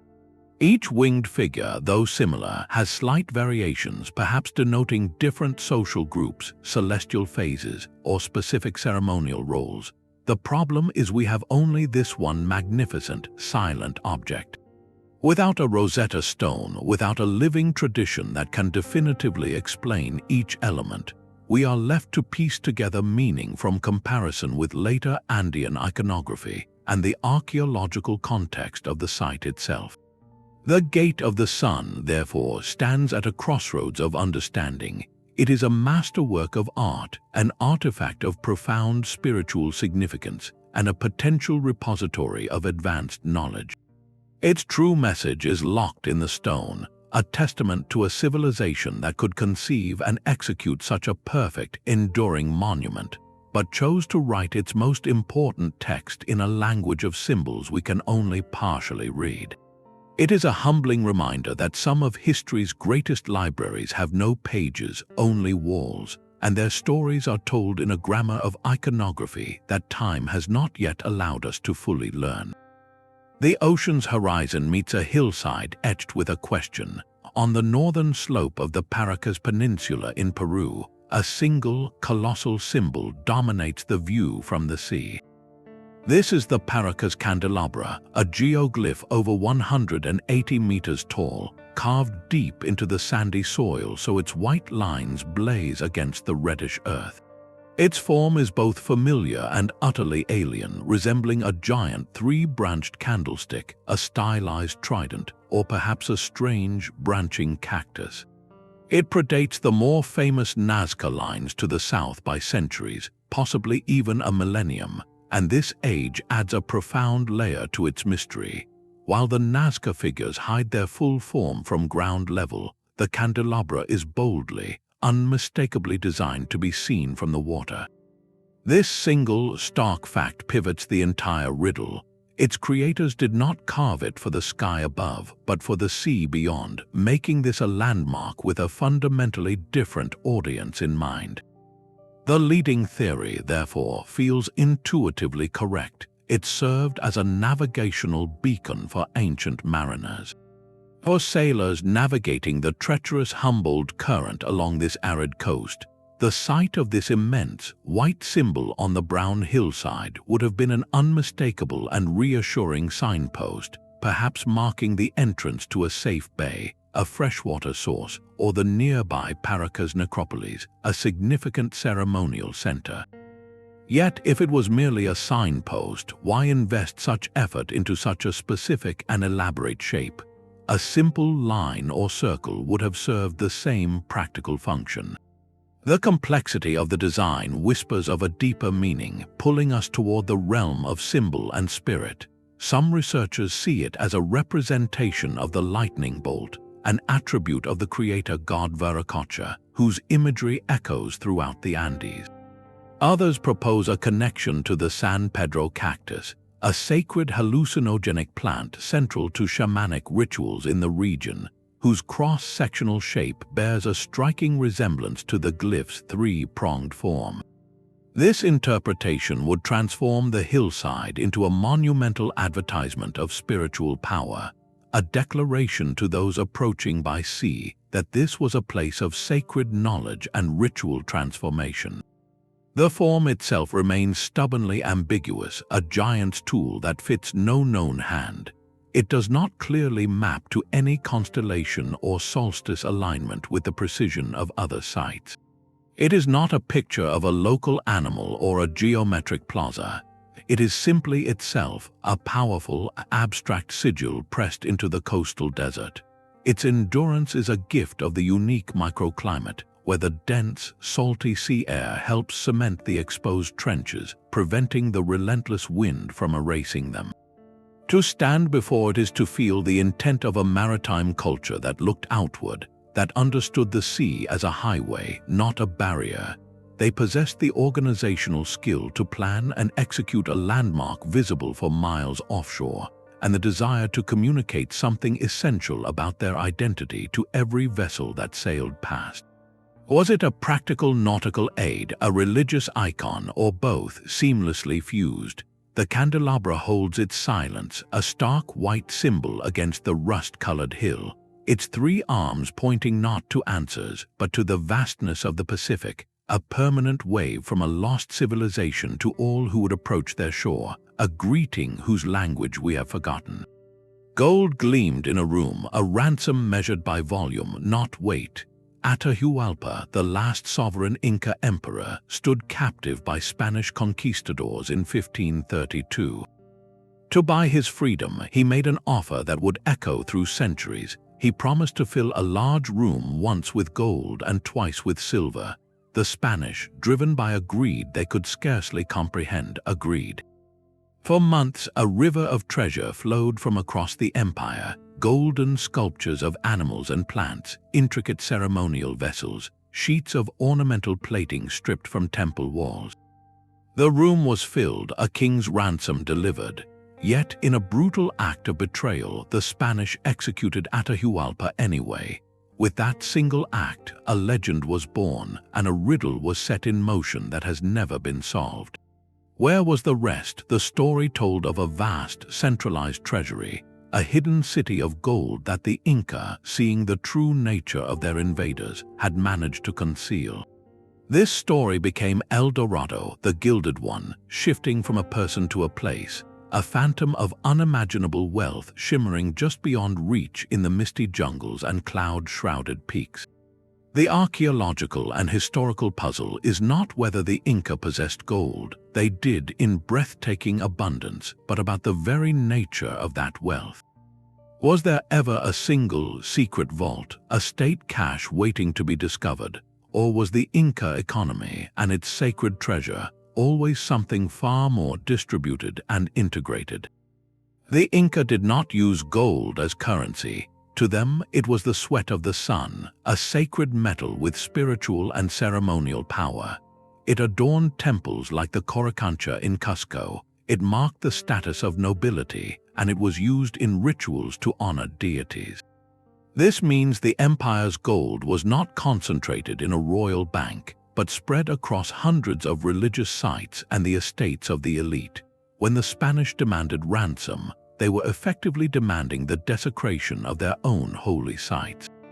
The treasure delivered was likely a fraction of what existed, gathered from the most accessible sources. The remainder, the true heart of the sun's sweat, would have been hidden, melted down, or dispersed by loyal subjects into the vastness of the empire to keep it from defilement. This is where legend and landscape collide. For centuries, expeditions have vanished into the Andes and the Amazon, chasing whispers. One persistent tale points to the Danganates mountain range in Ecuador, a treacherous region of fog and bog, said to be where General Rumiñahui hid a great train of gold after learning of Atahualpa's death. Another legend speaks of Paititi, a last refuge of the Inca, a city richer than Cusco, hidden deep in the Peruvian rainforest. These stories are less about maps and more about resistance, a cultural memory of a people trying to preserve their soul from annihilation. The modern search employs satellite imagery and ground-penetrating radar, but the terrain is a fortress in itself. The real treasure of this riddle may not be metal, but meaning. It represents one of history's most profound clashes of value. For the Spanish, gold was a means to power, to be melted into coins and spent. For the Inca, it was an end in itself, a physical manifestation of the divine. The endless hunt for the missing gold is a testament to the enduring power of a story, a narrative of loss and hidden redemption that has consumed lives and fortunes.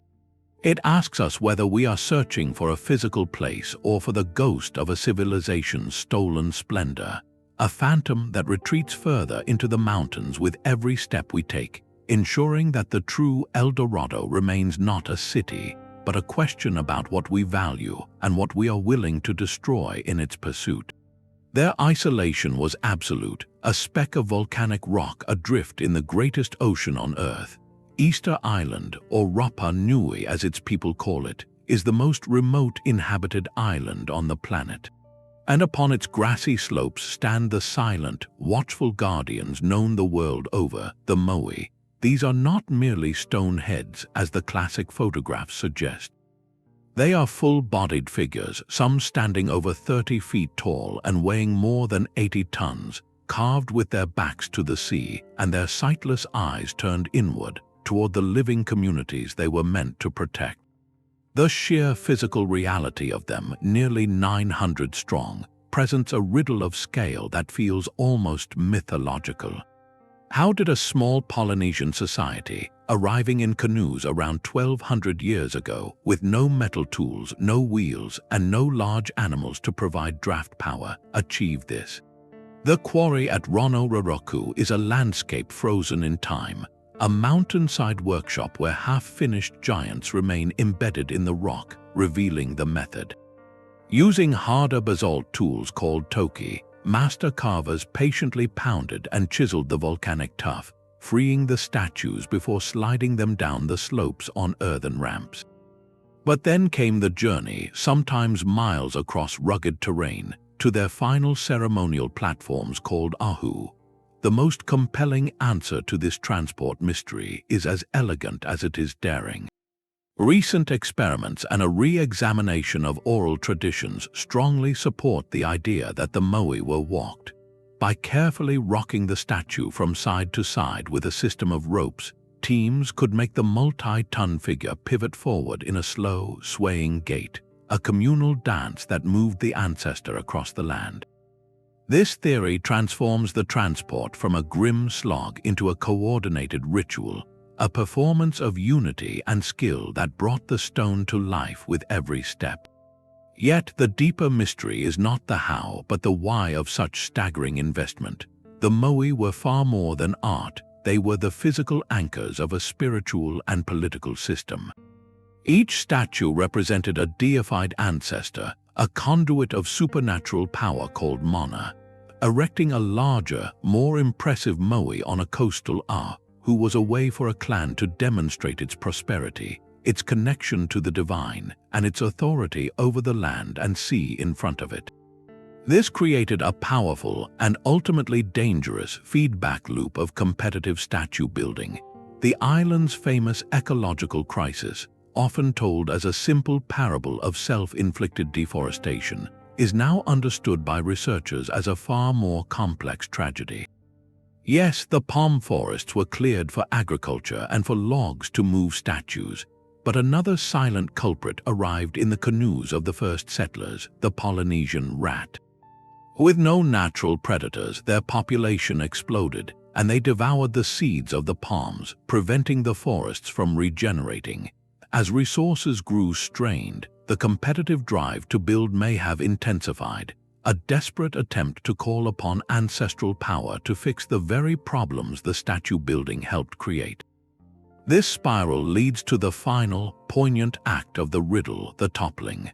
By the time European ships arrived in the 18th century, most of the majestic moai lay face down, broken. This was not an act of random vandalism, but a deliberate, island-wide revolution. It signaled a profound societal shift, a rejection of the ancestor-centric system that had defined Rapa Nui for centuries.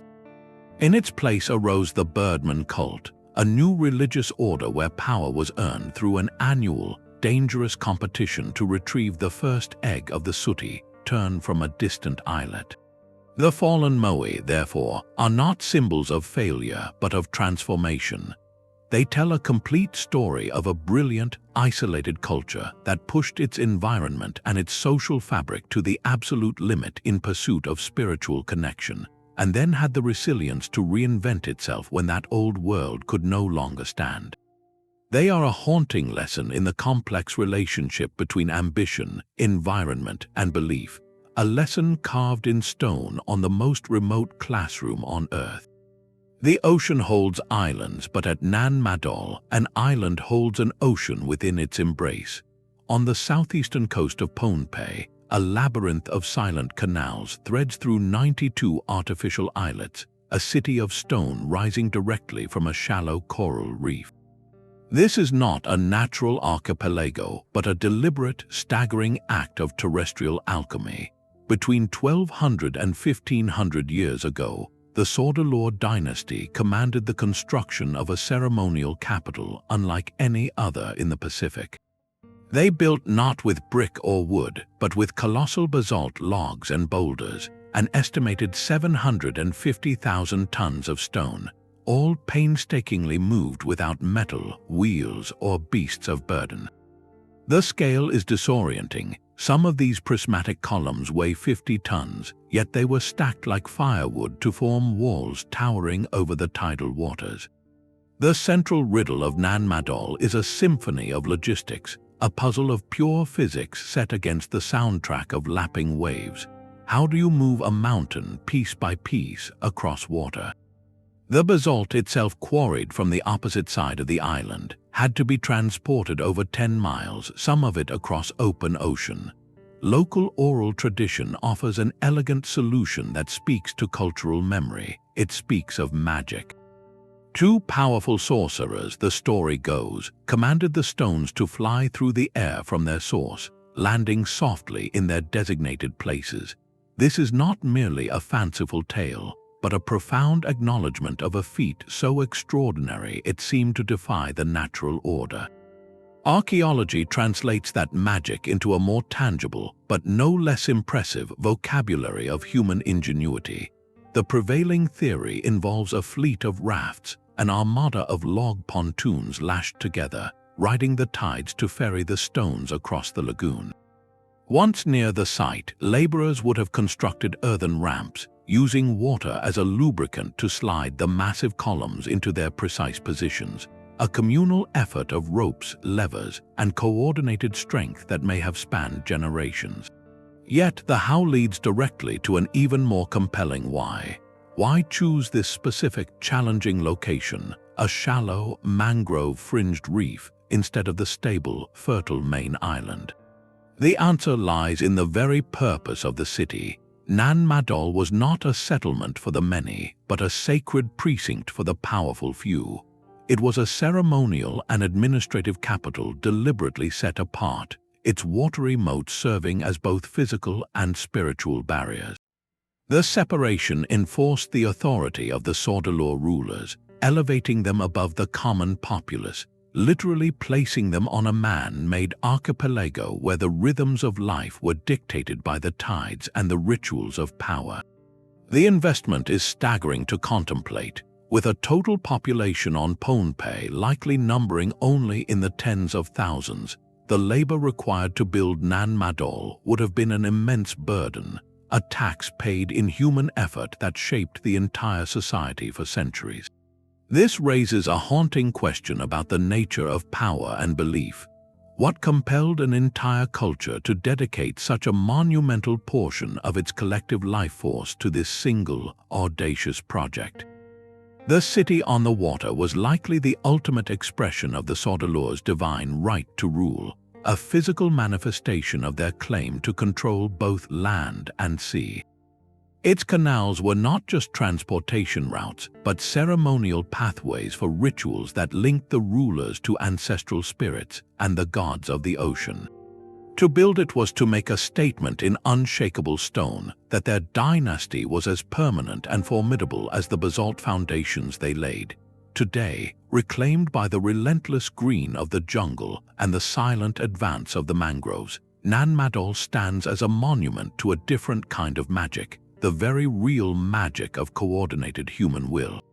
It proves that isolation is no barrier to ambition, and that even on the most remote islands, the drive to create something eternal can move not just stones but the very course of history. Stone gives way to a different kind of whisper in the damp forests of New Zealand's Northland. Here, the Waitapu stones do not tower like the Moai or form canals like Nan Madol. They lie low and enigmatic, a subtle puzzle woven into the very soil. Scattered across the landscape are curious arrangements, lines of stones that resemble sunken pathways or low, flattened platforms, their edges too straight, their patterns too deliberate to feel entirely random. To the archaeological eye, trained to see the post holes of wooden pa fortifications and the middens of coastal villages, these features are an anomaly. In a land where the great forests provided all the material needed for building, why would anyone invest the immense labor to move and arrange these heavy stones? The immediate riddle is one of origin, a debate between geology and human intention. Are we looking at the fascinating handiwork of natural processes, where frost heave and soil creep slowly nudged stones into rows over millennia? Or are these the faint, weathered signatures of a forgotten human practice, a form of stone construction that stands completely outside the known architectural traditions of pre-colonial Aotearoa? This question of origin is inseparable from the rich cultural narrative that has grown around the site. For local Maori, these stones are intimately linked to the Patupea, the legendary beings often described as fairy folk or spirits of the mist. The stories say these are the paths they walked, and more specifically, that this was a place of fire-walking rituals. This association transforms the stones from a potential construction project into a potential ceremonial theater. The concept of fire-walking, a practice known in various cultures around the world as a test of faith, a rite of healing, or a demonstration of spiritual power, adds a profound layer of esoteric mystery. It suggests the site may have been a place where specialized knowledge was performed, where the boundary between the physical and spiritual worlds was tested through a dramatic, transformative act. The archaeological challenge is to build a bridge between this powerful oral tradition and the silent evidence in the ground. Scientific investigation here requires a delicate touch, seeking to understand the physical facts without diminishing the cultural truths held in the stories. Researchers might look for signs of human modification on the stones, evidence of repeated burning in the soil, or a layout that aligns with celestial events or geographic features in a way that supports a ritual purpose. Even if the stones are found to be primarily natural in their placement, the enduring legend points to a deeper truth, that this landscape was recognized as special, as a thin place where the ordinary rules did not apply. The community's long-standing identification of the site with the Patupea and their rituals is, in itself, a significant historical artifact, a map of meaning inscribed not in stone but in memory. Ultimately, the Waitapu stones present a riddle about the very nature of the archaeological record in Polynesia. The dominant narrative of settlement, supported by extensive evidence, tells of a people supremely adapted to their new environment, masters of wood, fiber, and earth. These quiet stone features, if proven to be anthropogenic, whisper of a parallel story, of alternative practices that may have been rare, localized, or reserved for very specific spiritual purposes. They hint at cultural complexities that may have faded as societies consolidated and traditions evolved, leaving only the most durable hints behind. Whether shaped by human hands or by the slow artistry of nature and then sanctified by story, the stones of Waitapu hold a dual power. They challenge the catalogue of what we think we know about the past, and they honor the enduring human instinct to find the sacred in the landscape, to mark a place where the world of everyday life met the world of flame, faith, and the footsteps of the unseen. The rock shelters of the Kimberley hold a gallery of ghosts. On the weathered sandstone walls, figures of impossible elegance seem to dance in the ochre light, their slender forms captured in mid-motion, adorned with tassels, headdresses, and carrying elaborate bags or tools. To the Aboriginal peoples of the region, these are the Gwion, and their presence tells a story of deep time written in mineral pigment. To the wider world, they were long known as the Bradshaw paintings, named for the pastoralist who first documented them in the 1890s. This naming itself is a point of quiet contention, a colonial label placed upon an ancient indigenous legacy, and many now rightly use the traditional name. But the name is only the surface of a much deeper, more profound riddle that stretches across millennia. The art itself is startlingly distinct, unlike the later, more common Wandjina spirit figures, which are powerful, haloed beings with large eyes and no mouths. The Gwion are intensely human and dynamic.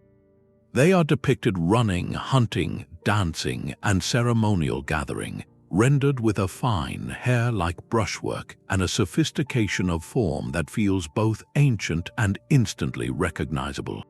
This artistic mastery leads directly to the first great puzzle, their age. Some scientific analyzers, using techniques like optically stimulated luminescence to date the mineral crusts that have formed over the paintings, suggest a staggering antiquity, potentially exceeding 40,000 years.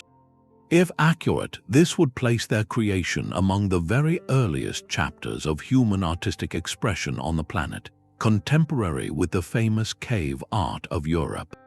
Yet these dates are hotly debated within the scientific community, with other researchers cautioning that the methods are challenging to apply and the true age could be significantly younger, though still immensely old.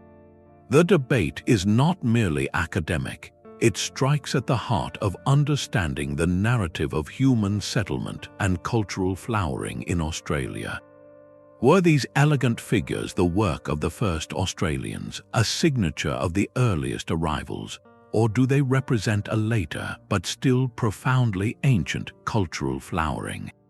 This question of age intertwines with the second, even more compelling layer of the mystery, the question of identity.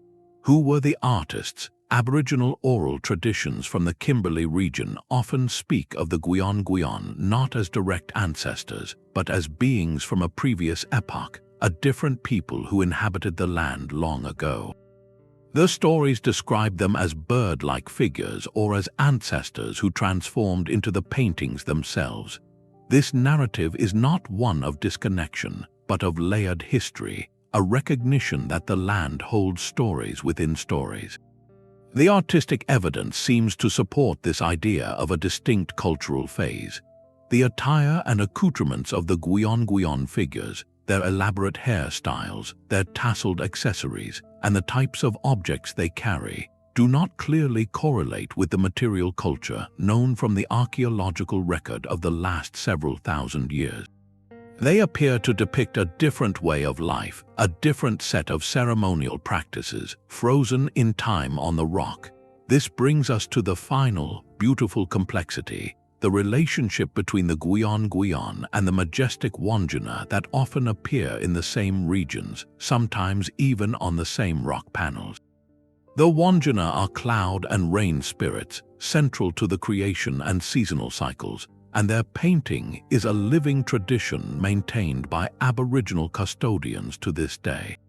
The two art styles are separated not just by form, but by a vast gulf of time and possibly cultural meaning.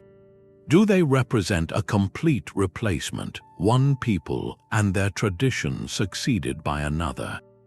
Or is it a story of cultural evolution and integration, where beliefs and artistic styles transformed over thousands of years, with the Guion representing an ancestral form of ceremony that gradually gave way to the Wandjina cosmology? The Guion paintings are therefore more than ancient art. They are a portal into the deepest layers of the world's oldest continuous culture. They challenge linear notions of history, presenting instead a palimpsest of time where one epoch speaks to another through pigment and stone.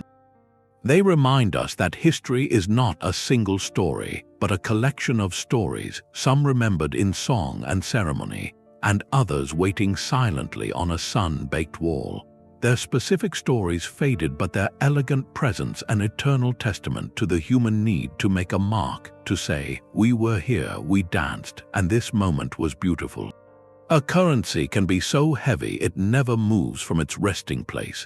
On the island of Yap, in the shimmering expanse of Micronesia, money is not carried in a pocket or stored in a vault. It stands in the open air, immense and silent, in the form of giant donut-shaped discs carved from crystalline calcite. These are the Rai stones, some towering over 3 meters tall, with a hole carved through their center.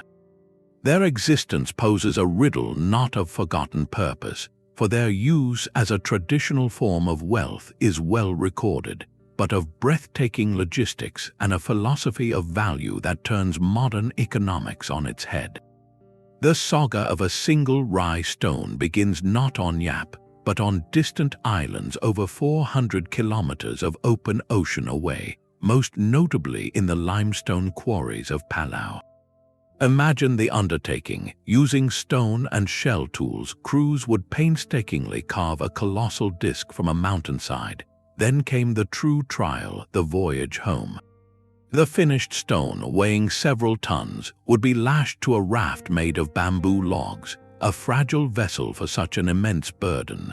Teams of men would then paddle and sail this precarious craft across the deep, unpredictable Pacific, a journey of weeks where a single storm could mean the loss of the stone, the raft, and every life aboard. This peril was not a flaw in the system, it was the very source of the stone's worth.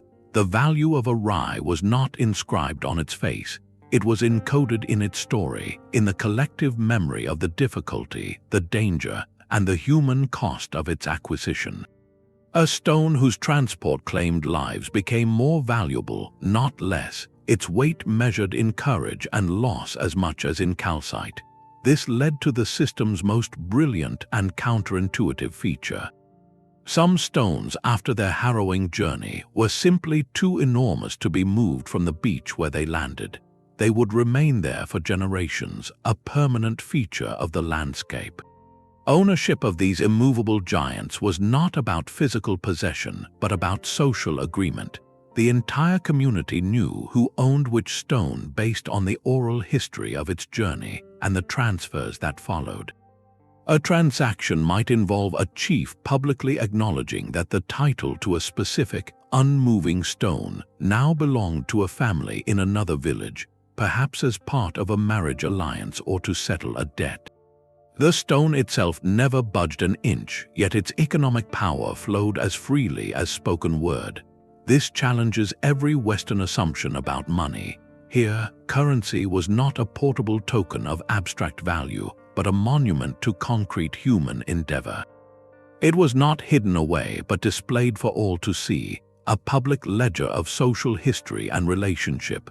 The Rai stones represent a financial system built not on scarcity alone, but on narrative, on the shared memory of risk and achievement. They are colossal artifacts of economics, social memory, and some of the most daring seafaring in human history, proving that the truest value of an object might not be in what it is, but in the unforgettable story of how it came to be. A map drawn in Constantinople holds a coastline that should not exist. Compiled in 1513 by the Ottoman admiral and cartographer Piri Reis, this intricate world chart is a masterpiece of Islamic geography, blending Portuguese, Arabic, and ancient source maps into a single document. Its southern edge depicts a landmass that has ignited one of the most persistent controversies in the history of exploration. Some researchers look at its contours and see a startling resemblance to the subglacial coastline of Queen Maud Land in Antarctica, a continent that would remain officially undiscovered by the Western world for over 300 more years. This interpretation is electrifying, suggesting that someone, long before the age of satellite radar, knew the shape of a continent buried under miles of ice. The mainstream academic position, however, offers a more grounded explanation. Scholars of cartography point out that the concept of a vast southern continent, terra australis incognita, was a standard feature on many Renaissance maps, a speculative balance to the northern landmasses. The land on the Piri Reis map, they argue, is far more likely a distorted representation of the eastern coast of South America, perhaps fused with the mythical southern land, a common cartographic practice of the era.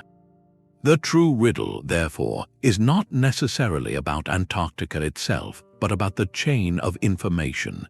In his own notes on the map, Piri Reis was remarkably transparent about his sources. He stated he used 20 older maps and charts, including some dating back to the time of Alexander the Great. This admission opens a door to a profound possibility. Could his chart be a palimpsest, a final copy that preserves fragments of much older geographical knowledge, passed down through generations of sailors and lost to the main currents of history? The idea that ancient mariners from Phoenician, Minoan, or other seafaring cultures might have ventured far enough south to glimpse Antarctic shores, or that their maps were copied and recopied for centuries, is a cornerstone of alternative historical theory. It speaks to the seductive myth of a lost advanced civilization with global reach. The debate forces a confrontation with the limits of how knowledge is preserved and corrupted over time. Even if the southern land on the map is not Antarctica, the question of what those ancient source maps actually showed remains tantalizingly open.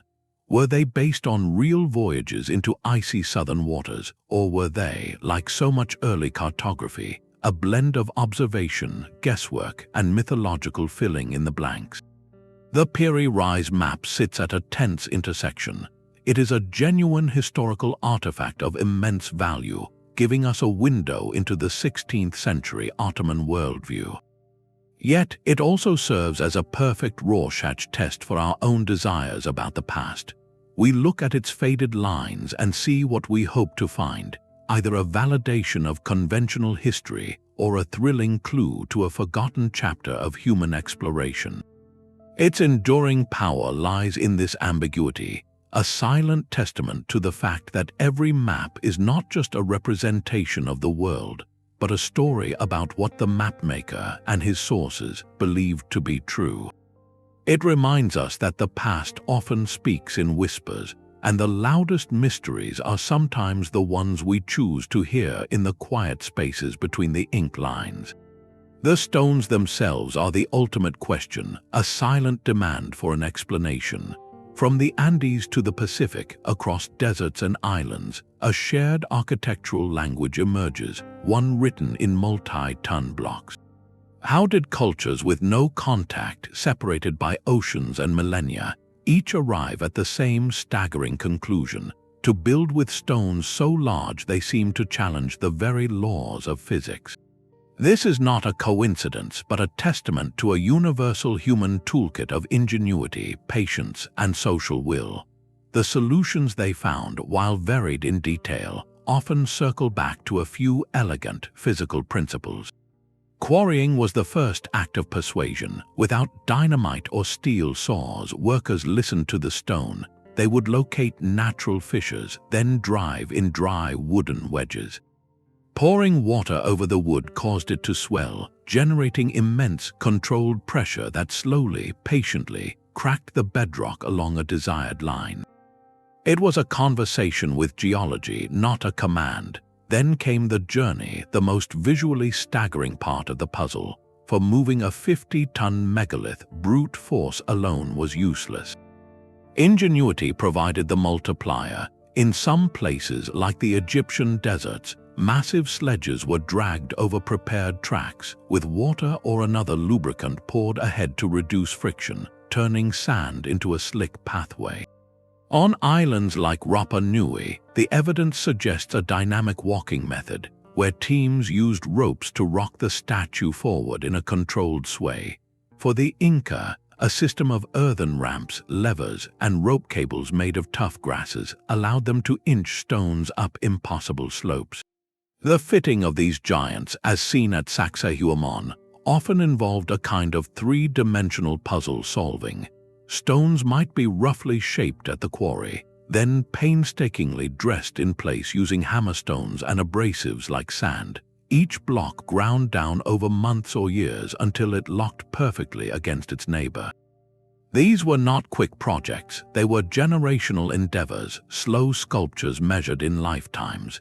This scale of effort points to the true, deeper riddle lying beneath the engineering marvels. It is a question of social organization and shared belief. To mobilize a workforce large enough and dedicated enough to spend decades moving mountains, a society must be united by something extraordinarily powerful. It could be the divine authority of a god-king, the collective spiritual imperative to honor ancestors or appease deities, or the social cohesion forged through a shared, monumental goal. The act of building became as important as the finished structure. It transformed a population into a community, creating a tangible, collective memory of achievement literally set in stone. This drive to create the permanent, to etch a culture's identity into the very bones of the earth, appears to be a cross-cultural constant. In a world of fleeting human lives and fragile materials, a megalith is a statement of defiance against time. It says, we were here, our beliefs were this strong, our unity was this potent. The technical puzzles of leverage and transport are solvable with physics and patience.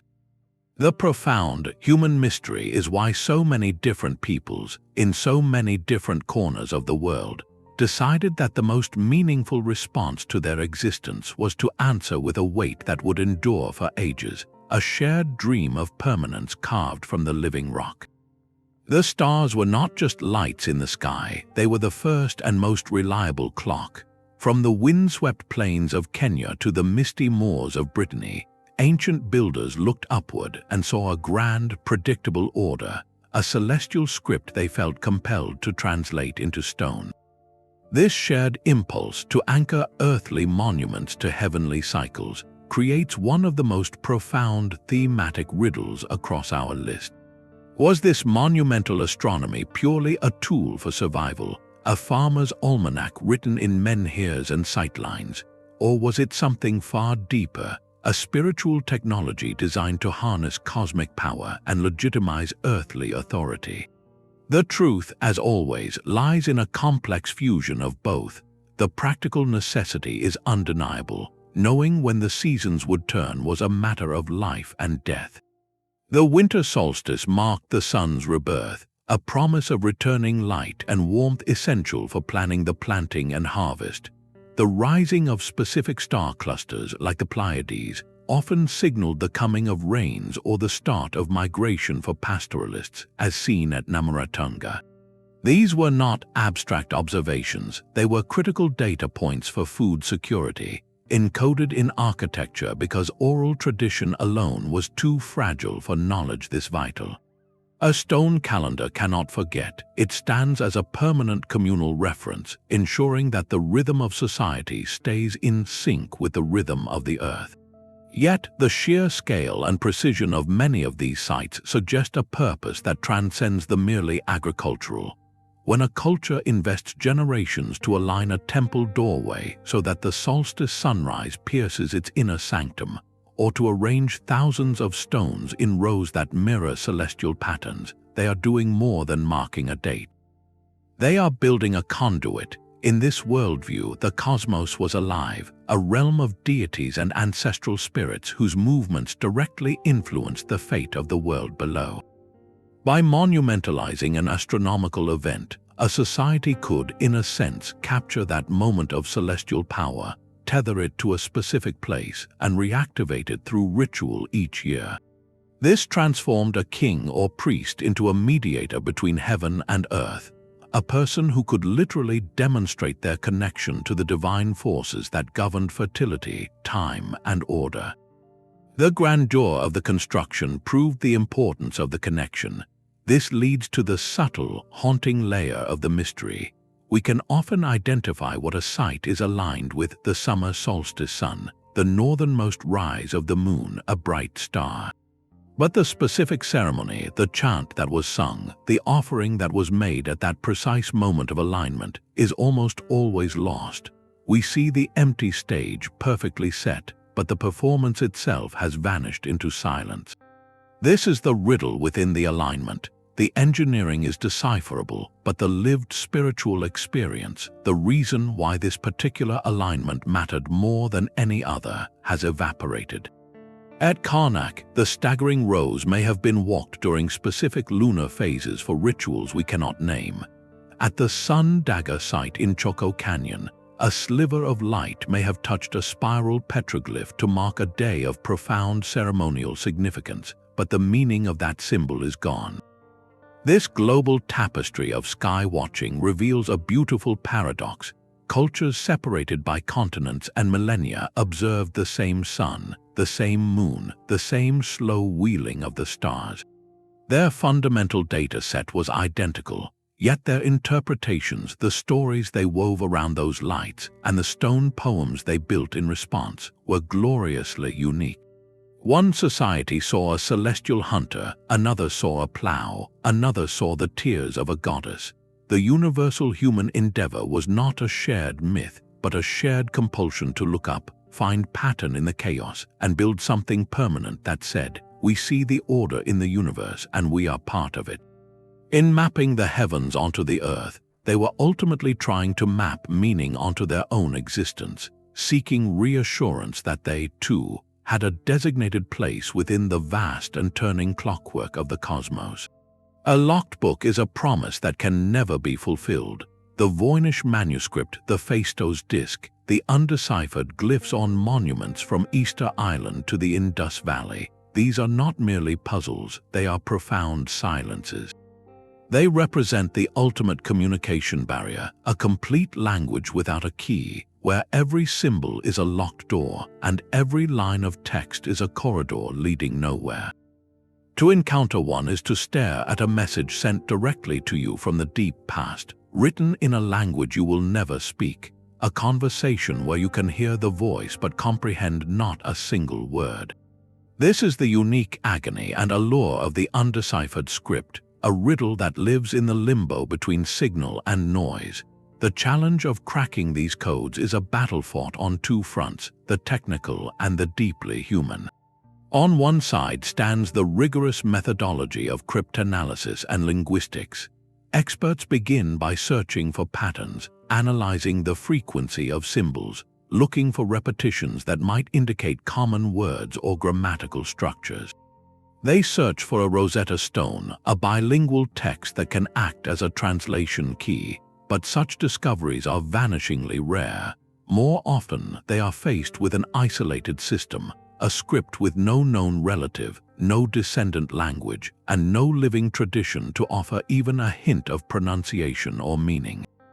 This forces a kind of intellectual archaeology, where researchers must reconstruct a lost world view from the shapes of the symbols themselves. Are they pictographic, representing objects or ideas directly? Are they syllabic, representing sounds? Or are they a complex mix, a logosyllabic system like ancient Egyptian hieroglyphs?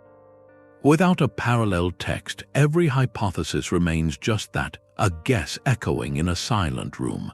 This technical struggle leads directly to the emotional core of the mystery.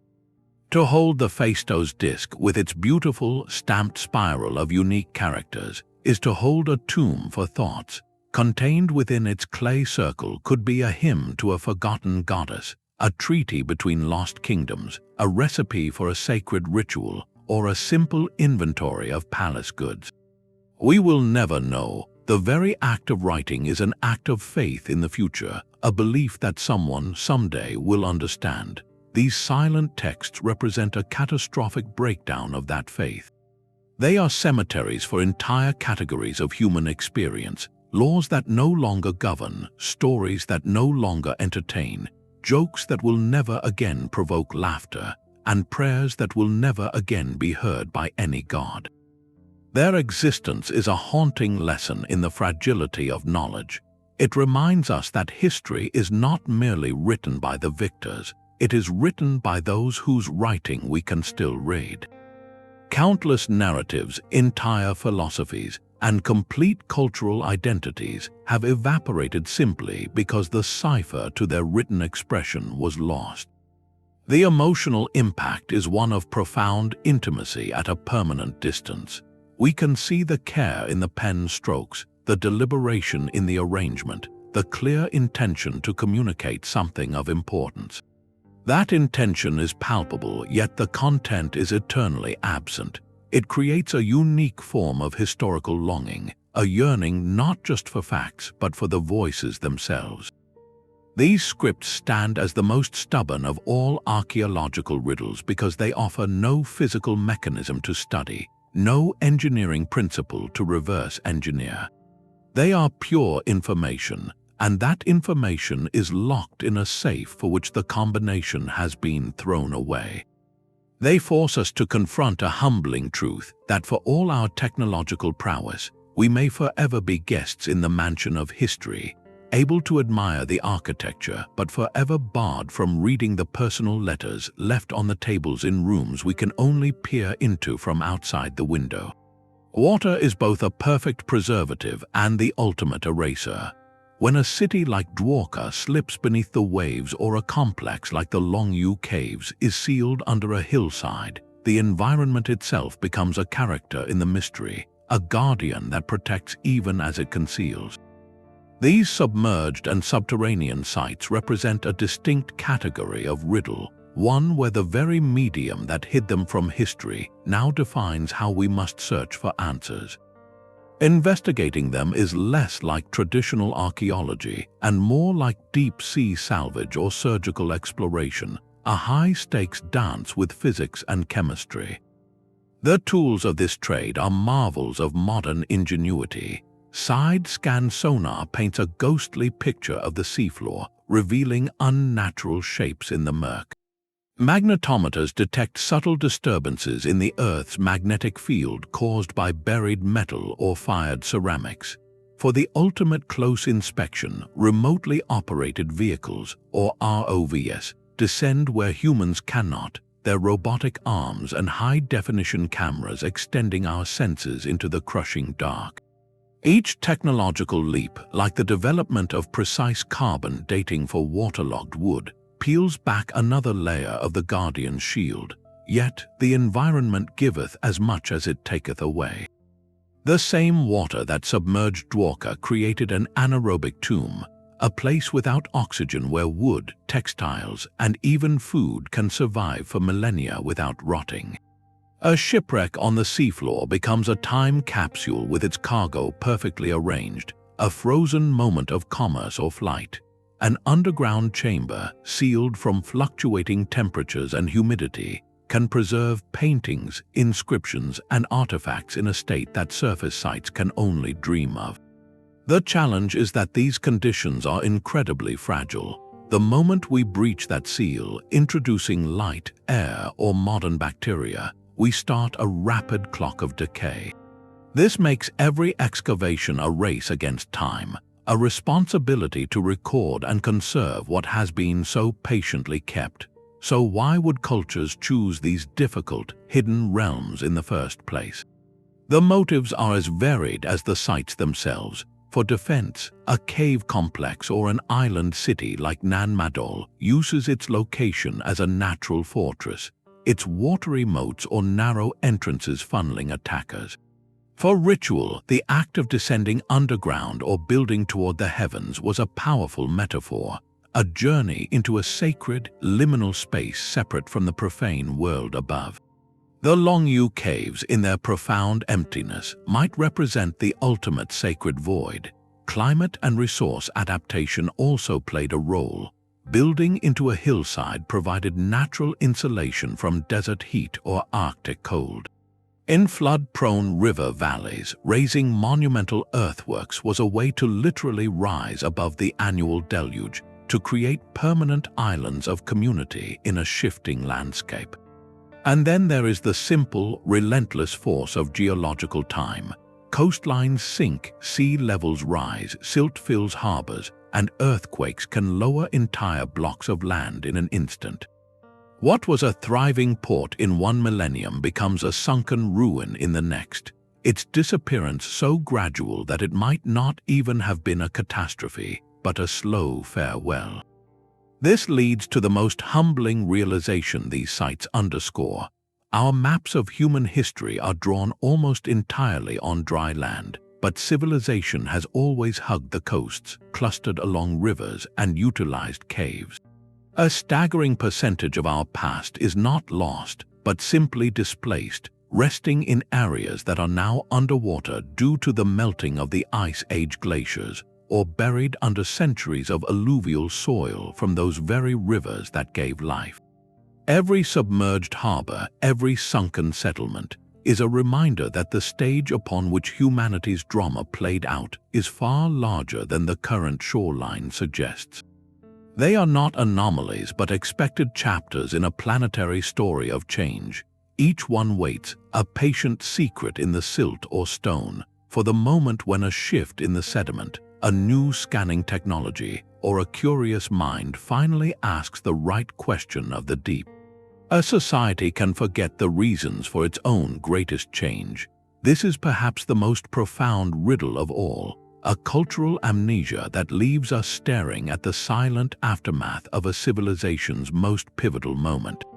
We see the empty plazas of Cahokia, the toppled giants of Rapa Nui, the abandoned terraces of Tiwanaku, and we are left to piece together a story from which the final chapter has been ripped away. The mystery is not merely that these societies transformed or ended, but that the specific, lived reasons for that transformation often vanished from the memory of their descendants, creating a chasm in the story of us. How does an entire people lose the explanation for the central event of their ancestral past? The answer lies in the complex, often traumatic, nature of collapse itself. It is rarely a single, clean break, but a slow fraying of the social fabric under immense pressure. Environmental stress is a common thread, a slow-moving crisis that erodes the foundation of a way of life. For the people of Cahokia, it may have been a series of poor harvests, floods that ruined fields, or the gradual depletion of nearby forests. On Rapa Nui, it was the irreversible loss of the palm forests, a disaster compounded by the arrival of the Polynesian rat. In these scenarios, the daily struggle to adapt and survive can eclipse the long-term narrative. When every season is a question of sustenance, the grand story of why the great city was built or why the statues were raised can become a distant luxury, a tale for better times that never return. The memory of the cause fades, leaving only the stark reality of the consequence. Internal conflict and the failure of leadership can accelerate this forgetting. If the ruling class at Cahokia or the priestly elite of Tiwanaku lost their legitimacy in the eyes of the people, perhaps by failing to bring rain or ensure good harvests, the entire ideological system that justified their society's monumental efforts could be rejected. The toppling of the moai was not an act of random vandalism. It was a deliberate, island-wide revolution against the ancestor-centric power structure. In the wake of such a profound rejection, the old stories are actively suppressed or rewritten. The new order, like the Birdman cult that arose on Rapa Nui, builds its own founding myths, which naturally emphasize the flaws of the old ways and the righteousness of the new. The previous era's reasons for collapse become, at best, a cautionary footnote and at worst, a heresy to be erased. This is where the fragile nature of oral tradition meets the hard wall of historical trauma. Oral histories are magnificent vessels for cultural knowledge, capable of carrying laws, genealogies, and epic tales across hundreds of generations. But they are not immutable recordings, they are living narratives that evolve. In a period of severe crisis, the chain of transmission can be broken. Knowledge holders may pass without teaching their successors, communities may disperse, and the very language used to encode sacred histories may shift or simplify. The story that survives is often the one that serves the needs of the people who endured, a story of resilience and a new beginning, not a detailed post-mortem on the failures of the old world. The silence left behind is what defines the archaeological riddle. We dig through the layers of abandonment not to prove that collapse happened, but to listen for the whispers of the why that oral tradition could not or would not preserve. We analyze soil cores for evidence of drought. We examine bones for signs of malnutrition or conflict. We map settlement patterns to see the slow migration away from a center. Each piece of evidence is a syllable in a lost language, helping us reconstruct a conversation that the participants themselves ultimately chose to end, a conversation about identity and power that became too painful or too irrelevant to continue. These gaps in cultural memory are not empty spaces, they are shaped by the very human need to move forward, to redefine community in the face of unimaginable change. They remind us that history is not just what is remembered, but also what is consciously or unconsciously set adrift, leaving behind islands of knowledge in a silent sea, waiting for a future generation to sail out and ask what happened here. A story told around a fire carries a different kind of truth than one carved in stone. For countless cultures, the primary record of the past was not written, but spoken, passed from elder to child in an unbroken chain of memory. This oral tradition is the wellspring for some of our most tantalizing riddles, from the legend of the CT car in Nevada to the vivid Egyptian descriptions of the land of Punt. These narratives are not simple history books waiting to be transcribed. They are living, breathing entities woven with layers of meaning that transcend a literal timeline. To approach them solely as a checklist of facts is to miss their profound depth. They are often metaphorical vessels, carrying encoded information about a people's relationship with their environment, the social contracts that bind them, and the spiritual principles that give their world meaning. A story about a conflict with formidable neighbors might hold truths about resource competition or cultural difference. A tale of a land of fantastic wealth might preserve the memory of a vital but forgotten trade network. The challenge for modern archaeology is not to prove or disprove these stories, but to learn their language.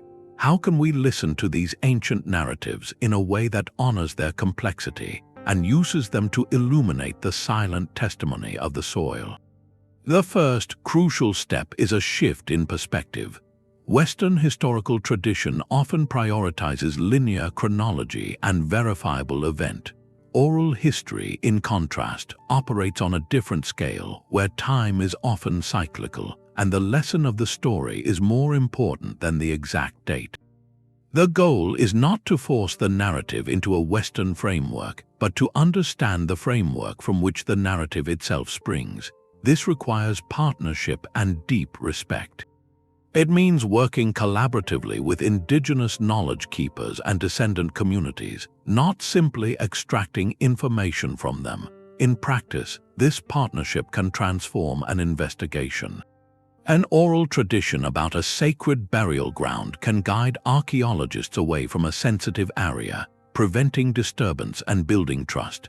A detailed story about where a village gathered for ceremonies might point researchers toward a specific, overlooked geographical feature, leading to the discovery of a ritual site that purely random survey would have missed. The legend of the CT car, for instance, directed attention to Lovelock Cave, not as a literal giant's lair, but as a place of significant ancient human activity and potential conflict. The Egyptian tales of Punt provide a checklist of flora, fauna, and goods that any potential location must match. When archaeology and oral history speak together, they create a richer, more nuanced picture.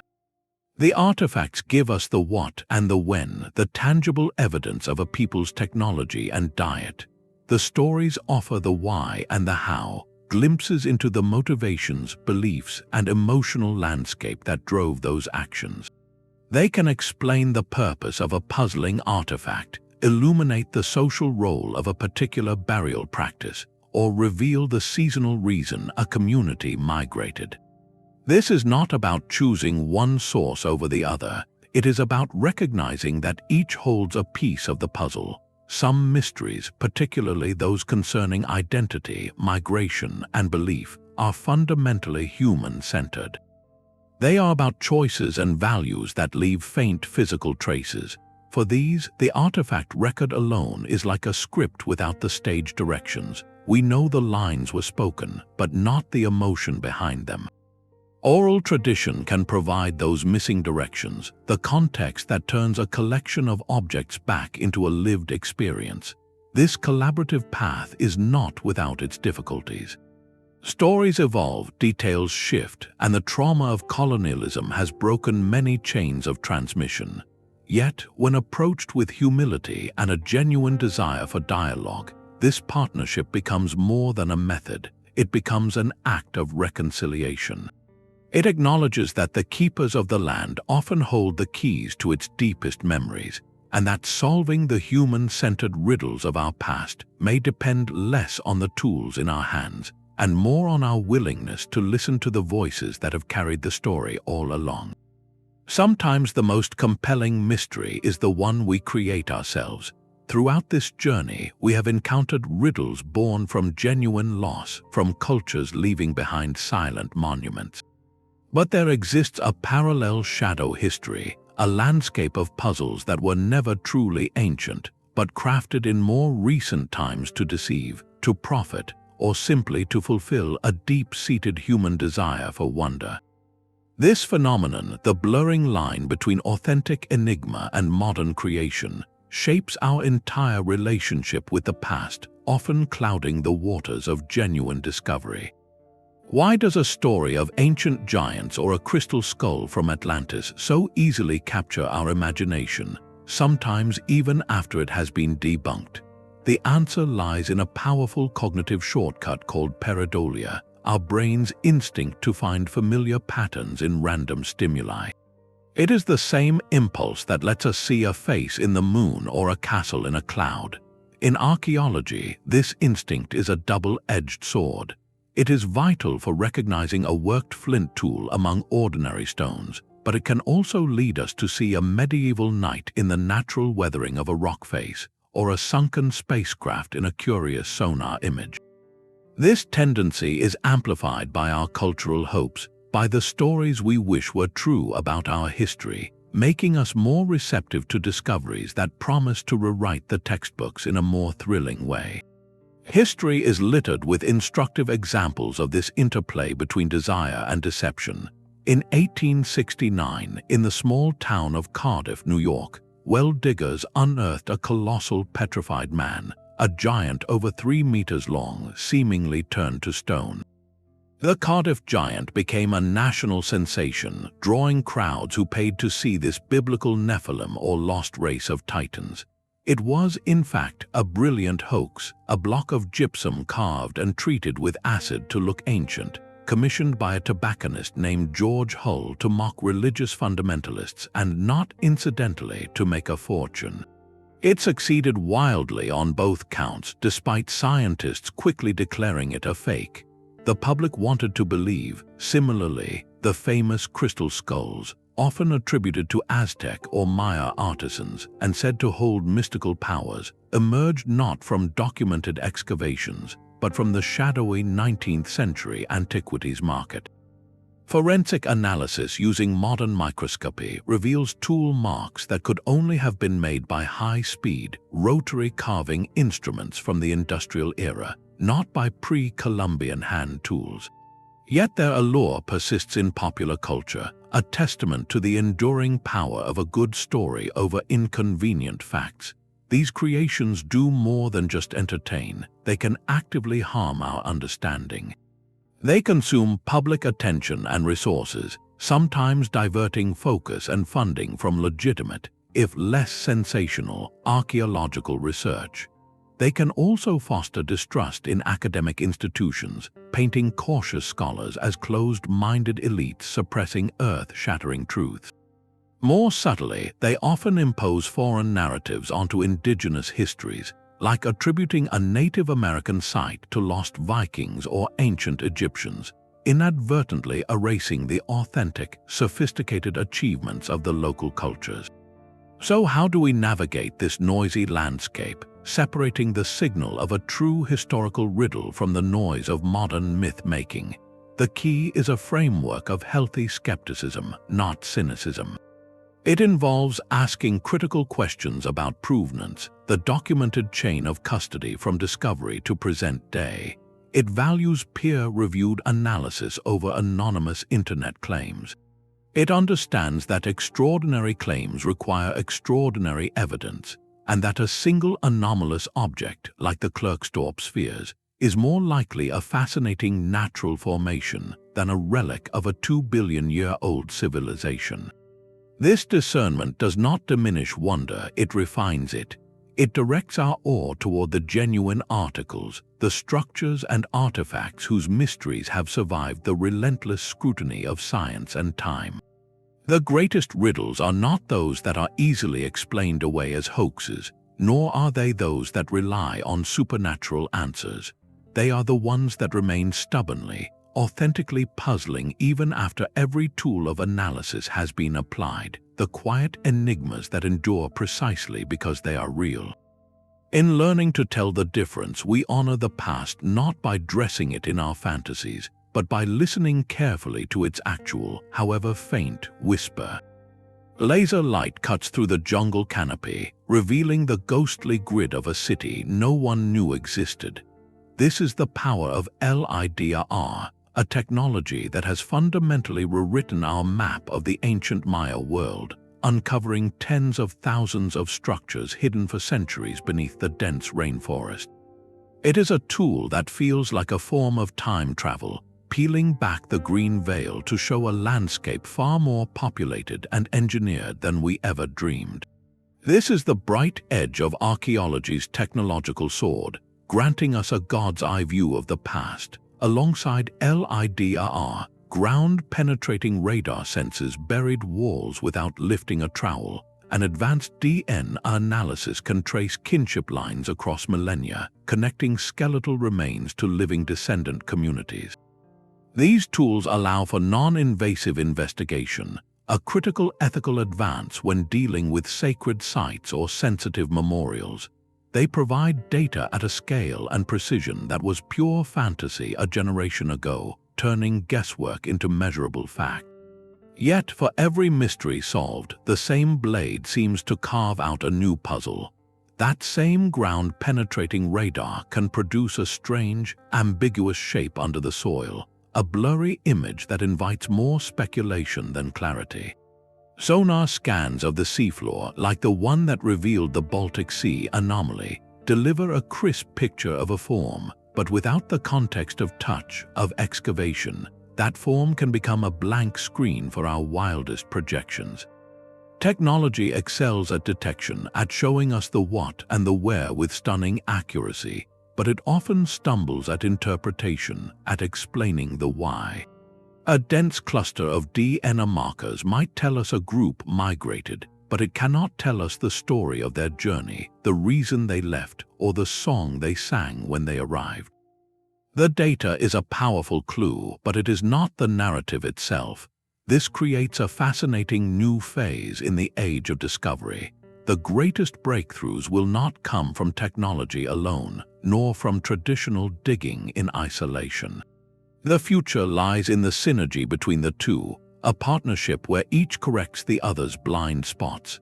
A LIDAR map shows the outline of a vast ceremonial complex in the Amazon, but only boots on the ground, only the careful hands of an archaeologist examining soil layers and pottery fragments can determine its age, its cultural affiliations, and the daily lives of those who built it. Conversely, a curious surface artifact might lead researchers to scan an entire valley, revealing that the single find was not an isolated loss, but part of a sprawling network of settlements. This dialogue between the digital and the physical, between the satellite's view and the trowel's touch, is where forgotten chapters are being recovered. It promises a more humble, yet infinitely richer understanding, reminding us that our tools are only as insightful as the questions we ask, and the wisdom we use to interpret the answers they give. A shovel in the earth is never a neutral act. While we have journeyed through 50 riddles of lost meaning, perhaps the most urgent and complex puzzle lies not in the ground, but in the human heart, in the fundamental question of who has the right to uncover, to own, and to interpret what is found. This ethical dimension is the silent companion to every excavation, a shadow that grows longer as we dig deeper into contested ground. The pursuit of knowledge, however noble, has often walked hand in hand with conquest and appropriation, leaving a legacy of pain that modern archaeology must now confront. Consider the long, troubled history of the Parthenon marbles, sculptures taken from Athens in the early 19th century and now housed in the British Museum. For some, they are masterpieces of human heritage, best preserved and displayed for a global audience. For others, they are a living symbol of cultural dispossession, fragments of a national soul severed from their context and meaning. This debate is not about art history alone. It is about identity, memory, and the wounds of empire. It asks whether an object's educational value to the world outweighs its spiritual and cultural significance to the community from which it was taken. This tension becomes even more profound and personal when we turn to the treatment of ancestral resting places. For decades, archaeological practice in many parts of the world, particularly in the Americas and Australia, routinely excavated indigenous burial grounds, collecting human remains and sacred objects as scientific specimens. To the communities descended from those ancestors, this was not science. It was a profound violation, a compounding of historical trauma. The movement for repatriation, like the one enshrined in the United States Native American Graves Protection and Repatriation Act, represents a seismic shift. It acknowledges that some mysteries are not meant to be solved by outsiders, that some knowledge is held in trust, and that the rights of the living to honor their dead must take precedence over academic curiosity. This creates a challenging new landscape for researchers. How do we proceed when the very act of looking for answers could cause harm? The principle of informed consent has become paramount. This means engaging descendant communities not as subjects, but as partners and decision-makers from the very beginning of a project. It might mean designing research questions together, or agreeing that certain areas, however archaeologically rich, will remain undisturbed out of respect for their sacred nature. This collaborative model does not end discovery, it reframes it. It seeks knowledge that is not extracted but shared, that serves the community's own goals of cultural revitalization and historical understanding. In some cases, it has led to remarkable partnerships where oral tradition guides archaeological survey, leading to the confirmation of ancient village sites or migration routes, blending scientific data with living memory to create a fuller, more respectful picture of the past. These ethical riddles force us to redefine what success looks like in archaeology. Is the ultimate goal to fill a museum case or to heal a historical rift? Sometimes the most profound act of understanding is to choose not to dig, to allow a site to keep its secrets in deference to the beliefs of those for whom the past is not a distant curiosity, but a present sacred reality. This ethical framework is not a constraint on knowledge, but its necessary conscience.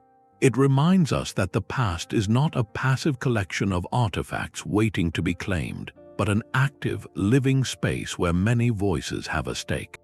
Solving the material puzzles of history means little if, in the process, we ignore the human puzzles of justice, respect, and reconciliation. The greatest enigma we face may be learning how to explore our shared heritage without repeating the mistakes of those who came before, ensuring that the story we uncover is one of dignity for all its chapters. The tools to join this great conversation are closer than you think, resting in your own hands. Becoming an armchair detective of the past is less about having a degree in archaeology and more about cultivating a specific mindset, one that balances wide-eyed wonder with a sharp, critical eye. The digital age has flung open the doors to the world's archives, but it has also flooded the hallway with noise. Your first and most vital skill is learning to navigate that information landscape with discernment. Start by asking a simple question of every article, video, or post you encounter. What is the source? A compelling story on a popular blog carries a different weight than a paper published in a journal like Antiquity or Science, where findings have been vetted by other experts in the field. Look for citations, for references to specific archaeological reports or museum collections. Sensational claims that promise to rewrite all of history, especially if they are presented as a secret that mainstream science is suppressing, should be met with immediate, friendly skepticism. Extraordinary evidence is required for extraordinary claims, and that evidence must be open for everyone to examine. This leads to the beautiful utility of understanding a few basic scientific principles. When you read that an artifact was dated using radiocarbon analysis, you do not need to know the complex physics behind it, but understanding the core concept that all living things absorb a radioactive form of carbon that decays at a steady rate after they pass away allows you to grasp why this method gives a range of dates, not a single year. It helps you see why dating a piece of charcoal from a hearth is more reliable than dating a stone tool itself. This foundational knowledge turns you from a passive consumer of facts into an active evaluator of arguments.